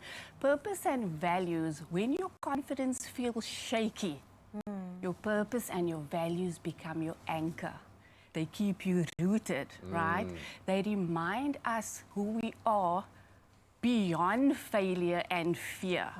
So once we are guided by what's most important to us, confidence no longer is about approval.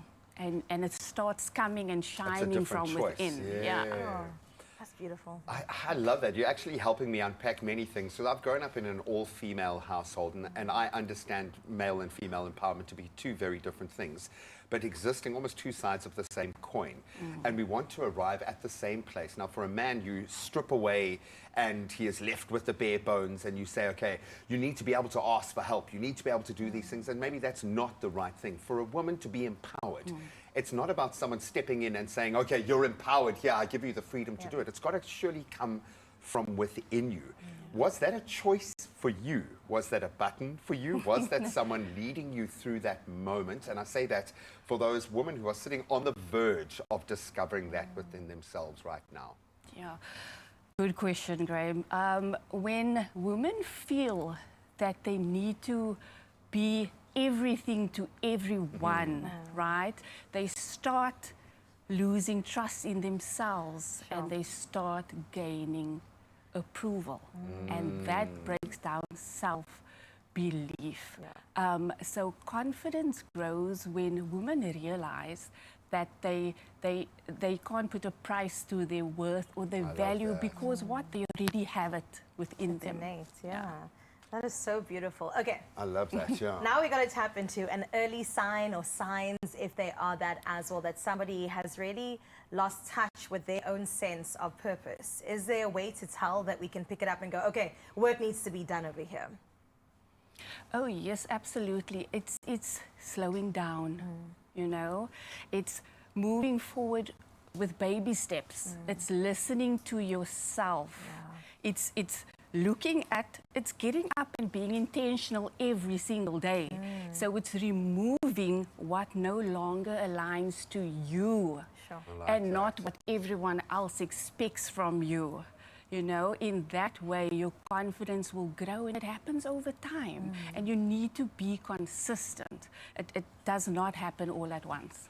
I love the way you framed it earlier, but with the little choices being almost more important, because often the big choices feel impossible. I can't put myself ahead of my kids. Never happen. Yeah. I'm a mother, my kids must always come first. Yeah. And in so doing, you damage yourself and you underserve your children. Yet, first thing in the morning, make a small choice. I'm going to take 5 minutes just for myself before I engage with the craziness of the kids and everyone else, so I can be as strong as I am. One last piece of advice for that woman who is sitting on the verge, and I know there are a lot of people watching our show who know what they're worth. They just want to step into that and live that. It does not happen overnight. It took me a long time. It's learning resilience. It's starting to love yourself again. It is taking that stand, being intentional, and knowing that I deserve more. So once you start with yourself, you need to fill your cup. You know, you can't look after everyone else if your cup is half empty. So it starts with you, and know that you are important and you are worthy. This is how you teach your daughter that she is worthy. Absolutely. You can't tell, you've got to show. Live by example. I absolutely love that. Well, we'll continue part 2 of this conversation in just a little bit. I know it sparked something inside of you, so stick around for more of that. For now, though, let's take a quick little detour and head into some music for a great way to get into this Monday. All right, so just like this, right? Yeah. Oh, I've always wanted to do that, man. Thank you so much. Listen, I'm just chilling out here with the High Rollers right now. That's the band that's with Salz, and he is about to perform, bro. Thank you for the conversation, but this is your moment, and the stage is yours. Take it away. Yeah, so we're about to perform The Voice in My Head. It's the title track of my debut album. It's basically about like the inner dialogue and becoming friends with the voice in your head. Yeah. Let's go, guys.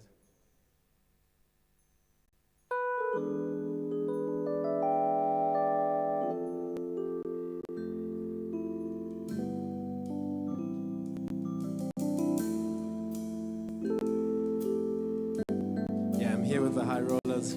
Thank you, guys. Appreciate you.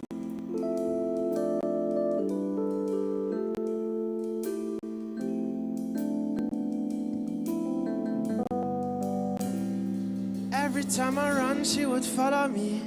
I didn't dare to choose her like my family. Every time I lied, she was onto me. She knew about my weakness like my enemies. Every time I run, she would follow me. I didn't dare to choose her like my family. Every time I lied, she was onto me. She knew about my weakness like my enemies, yeah. She's my judge and my referee. She took me home cause I'm a refugee. Yeah, she knows that I'm a wannabe, yet she's the only one to disagree. She's my boss, I'm an employee. She makes me think that I can guarantee that all my words are full of honesty. But she's a liar, listen to me, come on. I love her, the voice in my head. I love her, the voice in my head. I love her, the voice in my head. I love her. Every time I run, she would follow me. I didn't dare to choose her like my family. Every time I lied, she was onto me.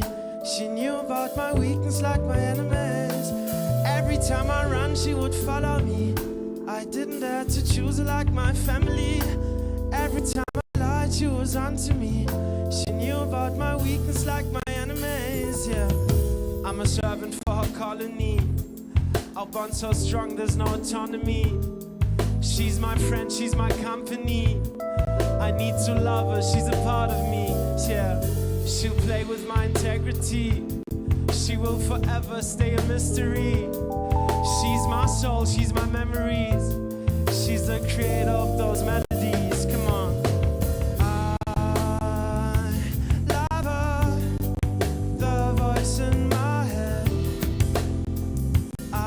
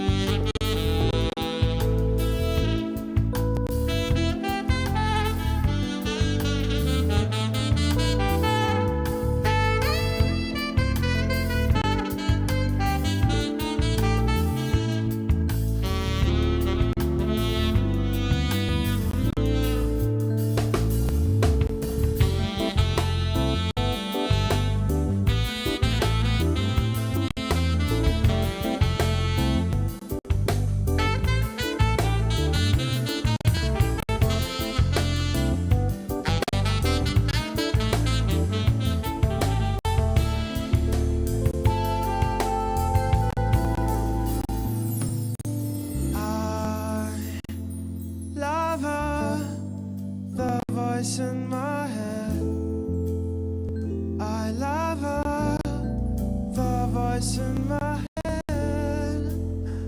I love her. The voice in my head.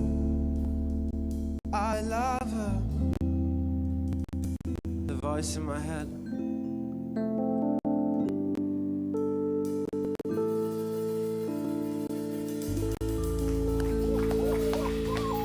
Come on now, the high rollers self.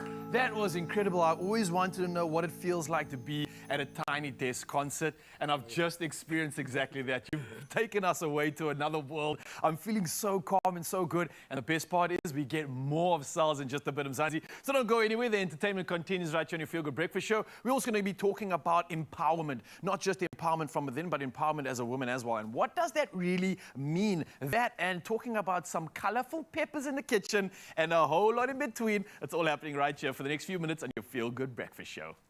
Nice, dude.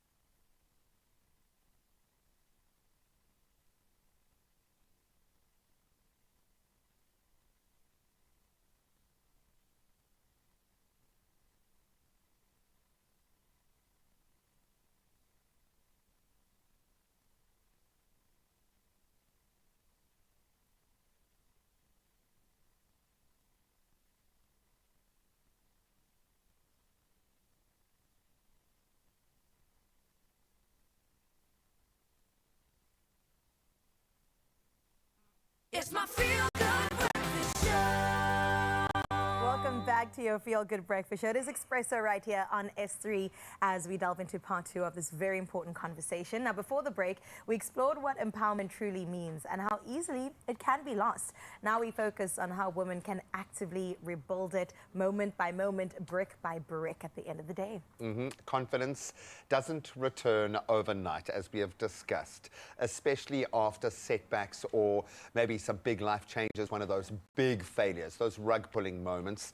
Small, consistent choices often make the biggest difference, but you've got to be consistent. And this is where practical tools and self-leadership comes in. I love the sound of that comment. Yes. I think I'm starting to feel the effect.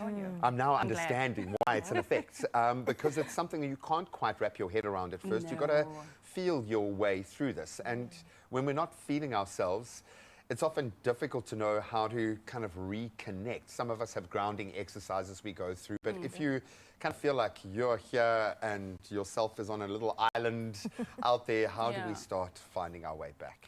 Like for me personally, I do exercise, Oh, right? yeah, So yeah. it's amazing. I do Yeah, boxing, yeah. I do weightlifting, I do strength and conditioning. So each woman is different. Yeah. You know, we all have our preference. But one thing that is very important, we need to focus on our physical Gotta move. health. Gotta move. We need to focus on our spirituality as well as our mental health, most important. Your support structure is very important, right?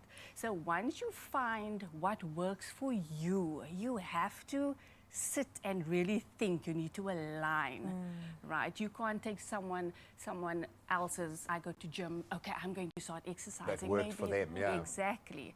So as you start doing it consistently, small actions every single day, you will find yourself feeling, it's just something that happens, right? It's like you get this cape. And it's absolutely endorphins amazing. And you come, know yeah. what? Once you start reconnecting with yourself, it doesn't mean that you're going back to who you were. Yeah. It means that you honoring who you are becoming. I love that. So becoming her also at the end For of the day. sure, and we, like a lot of this going back to your childhood trauma is a terrifying thing, and we kind of think of it as a regression, but if anything, it means you're ready to be able to go and do that and process and assimilate. I love that. Carmen, I love that, and it also reminds me, I mean, woman to woman, of this checklist that I also go through every day. In fact, every human being. And I go, did I walk outside today? Did I move my body today? Did I talk to God today and pray? Did I reach out to a loved one? Just these simple steps that if you include on a small but consistent basis, you'll realize that parts of you are grounding and coming back to where you're meant to be. So I love that reminder. But you do work with a lot of women across different ages, different backgrounds, different things that they also offer to the table. So what mindset shift do you think makes the biggest impact? Because it does begin in the mind. It does. Most important. I don't think everyone realizes that. And I think the biggest shift for me is moving from seeking approval, right, to trusting yourself. Because that really breaks down self-belief if you're consistently seeking for approval. It ends up consuming you at the end of the day, right? So confidence, you will find that it grows every single day. You know, I can't stress that enough. Feed it. I remember, and obviously I can only work from my lived experience, but I am quite effeminate as Jen's governor. I can remember a point in my life where I needed help, but no one could really give me the help I needed. Everyone was trying to help me and push me in different directions, and I eventually got so angry with everyone. It was a big like, okay, I'm going to do this my way because this is what it... I needed a bit of anger. I needed the emotion and the rage. For someone who has failed terribly, feels like the world has just fallen down around them. And especially for a woman who carries everyone else's hopes and dreams on their shoulders, it's going to feel 100 times worse. How do we get back up again? What practical advice do you have? Personally speaking, I've had closed doors, I've had failures. A few months ago, I suffered a big loss. And you know what? I used my failure as information. It wasn't my identity. I used my closed doors as me being directed into a different path. It's not an emotion, it's data. Let's just read it. Absolutely. We use that as a stepping stone to move forward. And with my loss, right, I used that legacy to push me forward. And I mean, a loss can perhaps reshape you, but it does not reduce your worth or your value. It can be a fire. It can be that fire. Exactly. And I love that constant reminder because innately we are worthy. Yes. We already have everything that we need it's inside already us. We just need to unlock it to get to the next level. Say it with passion and with purpose, passion, with girl. gumption, with purpose. Come on. We got this, is all I'm saying at the end of the day. Can you feel the effect? Carmen, thank you so much for being Thank here. you. This has been an incredible conversation. And I love the fact that there's a woman out there right now going, okay, here's my cape. Let me approach the rest of the day with definite power. Well, that's it. Empowerment isn't just about perfection. As we can figure out, it is about clarity, self-respect, and also believing in your own voice. Now, when women reconnect with their purpose and their value, confidence tends to follow straight after that. So thank you, Carmen, for showing us the way too. Thank you for having me. Oh, man, I'm starving now. I've done a lot of processing, my friend. I'll be back in the kitchen. Back in the kitchen, of course, and we've got a lovely story to share with you. What I got here is some perfection. It's 3 colore peppers, and they come in beautiful colors. They are vibrant, and there's an incredible journey that Chef Clem Pedro got to go on to just discover how incredible these actually are. And of course, we're going to be doing some cooking with it as well. So that means you don't need to go anywhere, Mzansi. The kitchen's about to heat up with some beautiful peppers, and you get front row seats to the entire journey. It's going to be fun.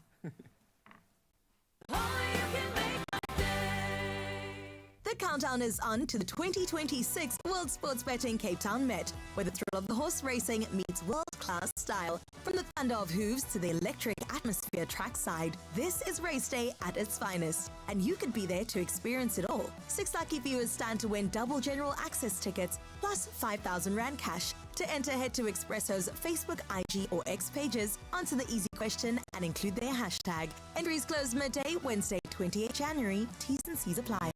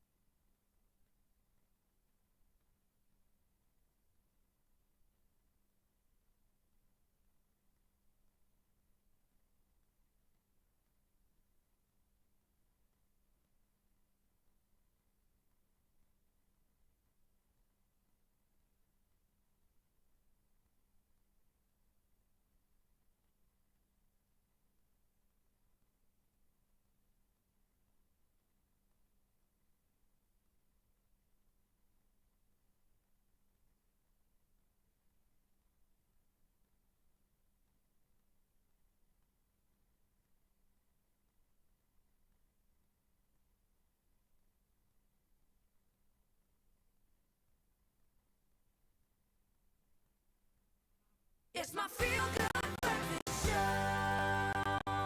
It is your feel-good breakfast show, and you know that we always plug you into good things. Now, our very own Chef Clem recently explored the story behind tricolore peppers, a vibrant variety grown exclusively for Woolworths. Naturally sweet, beautifully crisp, and bursting with so much color, they're perfect for salads, for stir-fries, or any dish that needs a fresh pop of vibrancy. Let's take a look.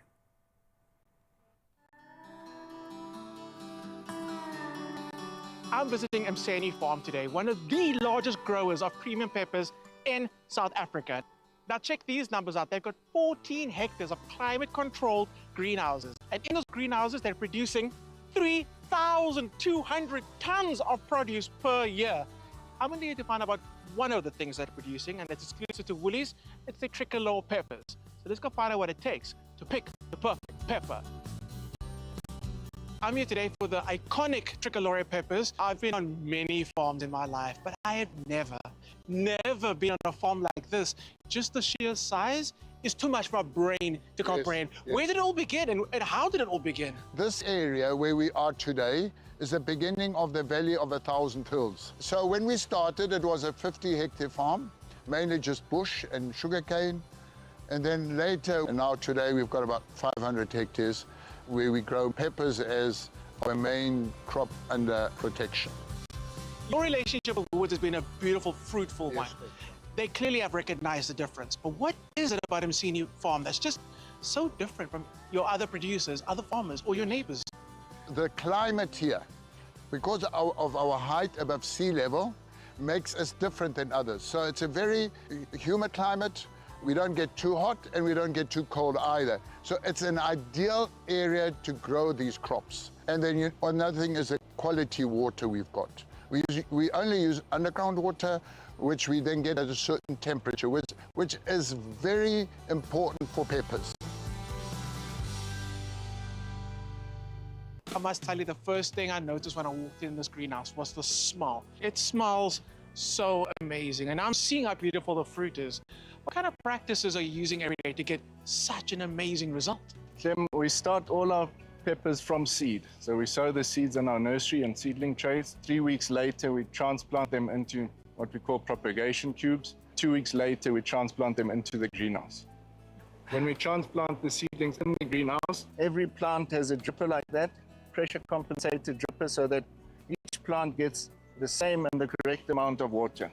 We do water analysis of the water going in and coming out. And according to that, we'll correct the fertilizer recipe.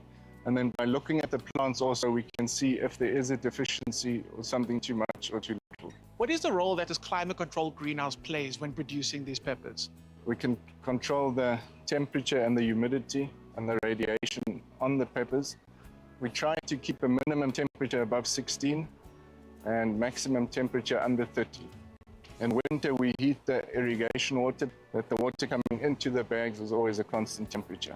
Because we're talking about green, orange, and red peppers, how do you know when they've matured, and how are the peppers harvested? The different colors are different varieties. So according to the seed, we know what variety it is, what color it will be. We like to pick the peppers when they're at least 80% colored, so from green to orange.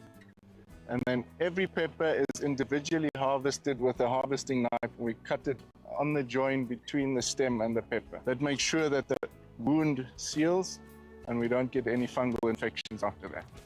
The peppers are then put into harvesting bins and taken straight to the pack house, packed the same day or the next day. Kim, the relationship with Woolworths and Mseni started decades ago. Can you tell me about how it's evolved from day one to where we are today? So, Kim, as you know, excellence in quality is our bare minimum standard that we look for.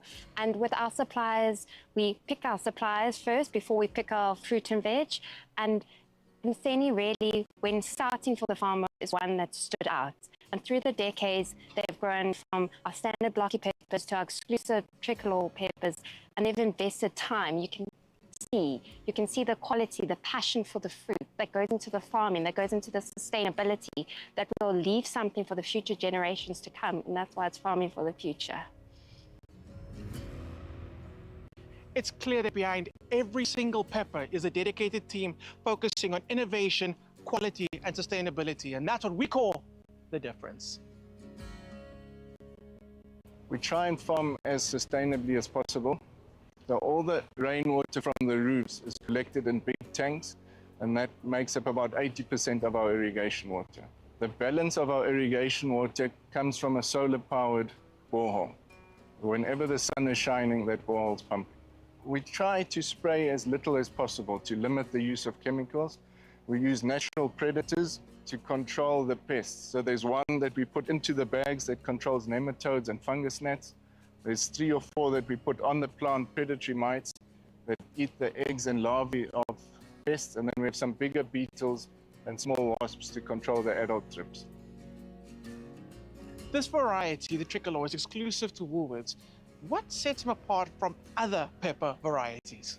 Well, Clem, these tricolor peppers come in the 3 colors, the yellow, the orange, and the red, and they're so much more vibrant than the standard round-shaped bell peppers. They're more teardrop shape, and then just the deeper, richer colors and vibrancy that brings out the full, rounded taste, the flavor, and the quality that makes Woolworths the difference. The yellow is a little more subtle.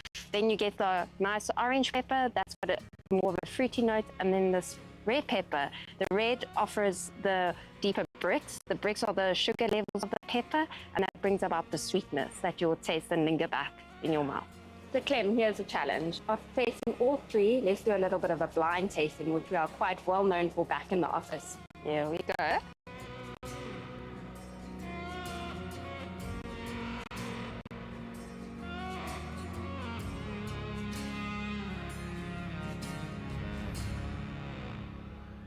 I want to say orange, but I don't think it is.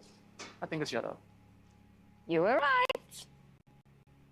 Pedro passes the pepper test perfectly. The relationship between Woolworths and MCE is a beautiful story of a good partnership doing great things. Behind every single one of these peppers is innovation, sustainability, and a drive for quality. And the best part, the only way you can get all of these peppers is visiting your nearest Woolies. Go check it out. Oh, you got to see it to believe it. You got to taste it to believe it sometimes. Woolworths love local. And with 90% of their produce grown here in South Africa, you can expect only the best varieties grown in superb locations to deliver the very best quality and, of course, flavor. So shop our tricolor peppers exclusively at Woolworths. You can do it in-store, online, or using their amazing app. So now let's see how we are going to use it right now. I'm very excited about this. Not a big fan of fresh peppers. Once you start roasting and cooking, then the magic comes out for me. This creamy roasted red pepper pasta, it's a winner. The kind of weeknight comfort that feels a little fancy without the fuss. Sweet, smoky roasted red peppers blended into a silky, creamy sauce with just a hint of heat, coating every bite of pasta in rich, savory goodness. Comes together quickly and uses some simple ingredients, simple enough for 2 simple chefs to be able to utilize them. Do you reckon this meal can make me look as buff as you looking right now? I know, you just got to wear smaller clothing, bro. I've told you this for years. On in the bicep region there, I've told you for years, bro. Sure. It's just the peppers are getting bigger and bigger, bro. You just got to bulk up to deal with them. You like a pepper flavor profile, yes or no? I do, man, especially when it's, no, not on its own, when it's combined with certain things. Like when I combine it with a mushroom, put it on a skewer, or add it to something like this. What's a skewer, Ryle? Carissa was teaching about it, teaching us earlier. It's this thing that you do when you put things on a stick and like, I don't know. You mean like you put bits of meat on a stick together? Yeah, that sounds crazy to me. No one's ever done that before. But listen, let's have fun with this one. We've got okay, so I'm on, well, you're actually on the first duty of creating our peppers. Tell me I get to roast these. You're going to roast them. You can do whatever you want with them, man. And they look beautiful. I'm going to do exactly that. I am going to be taking out the seeds because apparently when it comes to regular peppers, I don't know with these tricolore peppers though, this is where you get most of the bitterness, and that's in the seed. So kind of take that out just like I am now, and then you'll get a little bit of a sweeter pepper sensation. Although I cannot speak unique when it comes to the tricolore peppers? Because I have no experience with the stuff yet. I've always found, and it sounds ridiculous, the green peppers to be a bit more peppery. They're so boring, bro. Come They're on, so man. green So and like boring. 2025. But I find that the closer towards the red, the sweeter for me. But I think it could be subjective. It could be true, actually. Maybe it's just because we eat with our eyes, but you might be onto something there. I mean, just look at them. They look beautiful. It kind of looks like sunshine fruit,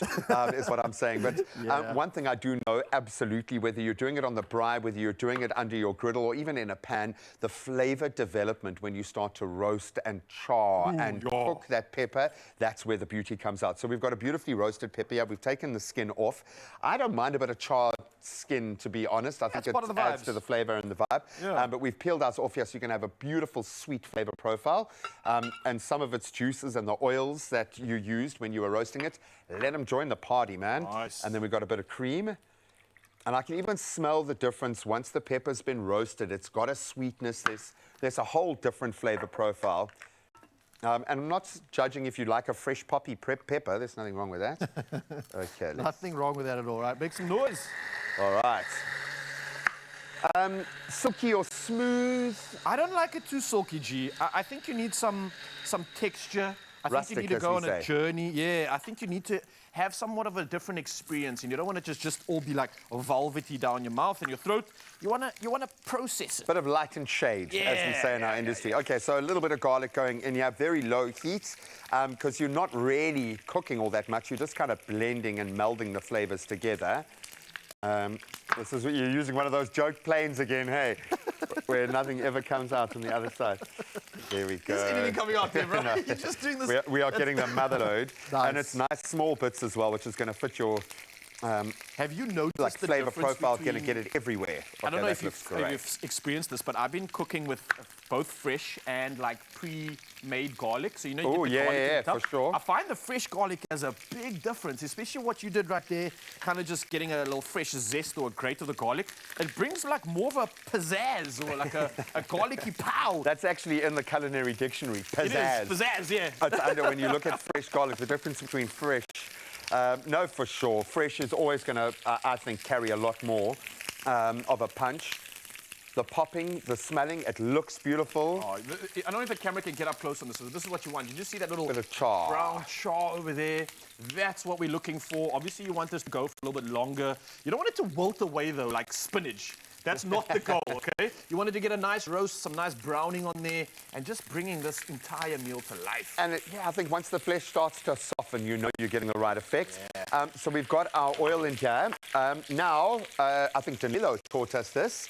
Don't throw away your pasta water. Man, he came through with some proper tips when the man brought his Italian inspiration through. And shout out to you, Danilo. I hope you have some more for us to share this year, because we are looking forward to it. Or maybe you'll be around for the Friday edition of our Bake That Thing. Yeah, I mean, we can bake that thing with some Italian goodies. And now we're mixing in our beautiful, and it's come out quite creamy.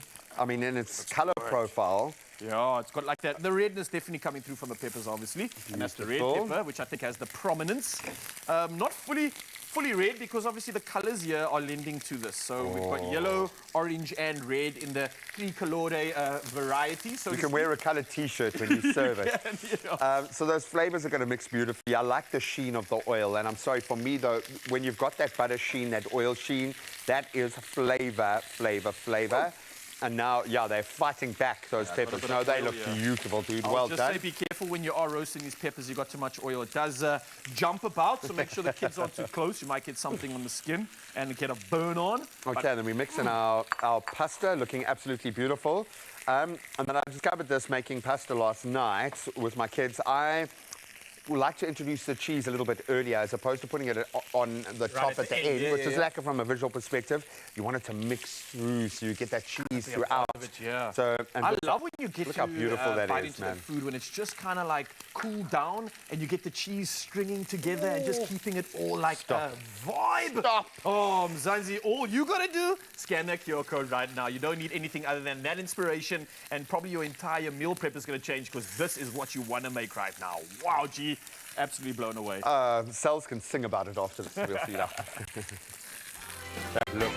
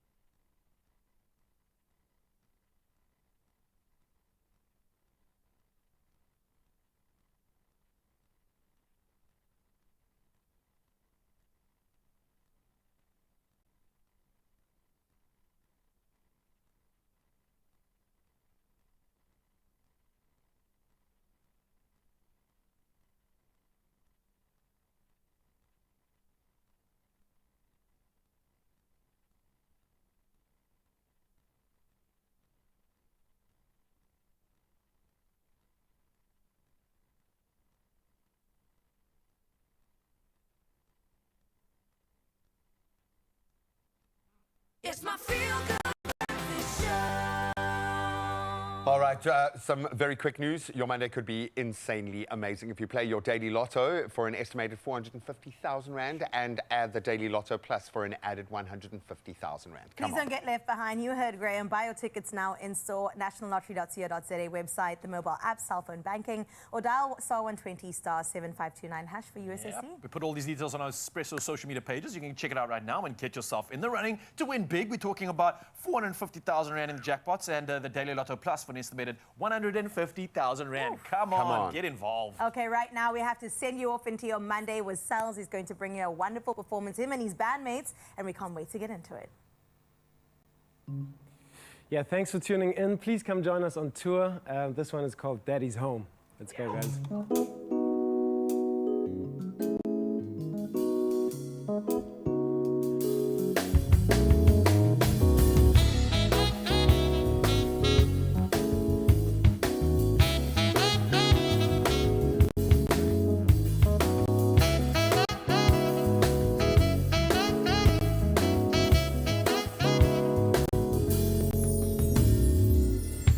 Sunday afternoon and we took a walk in the snow.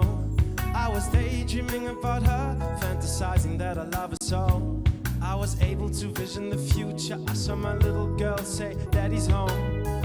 So I turned around just to let her know. Got a baby soon, yeah, we tend the kid on the road. I was daydreaming about her, fantasizing that we never go.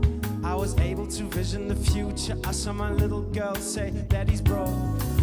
So I turned around just to let her know that I want you and your brother, your sister and your mother. You and your brother, your sister and your mother. You and your brother, your sister and your mother. You and your brother. We had to move on with our lives, say goodbye. We had to move back, have our parents nearby. My song got a deal for a movie on screen. My girl saw a seal and I showed her the jungle. The kids are away way too early at night. I couldn't get up and she started to smile. Yeah, babe, it's my role. Just a minute and I go. Didn't need to get high at the end of our show. You and your brother, your sister and your mother. You and your brother, your sister and your mother. Another feel-good production.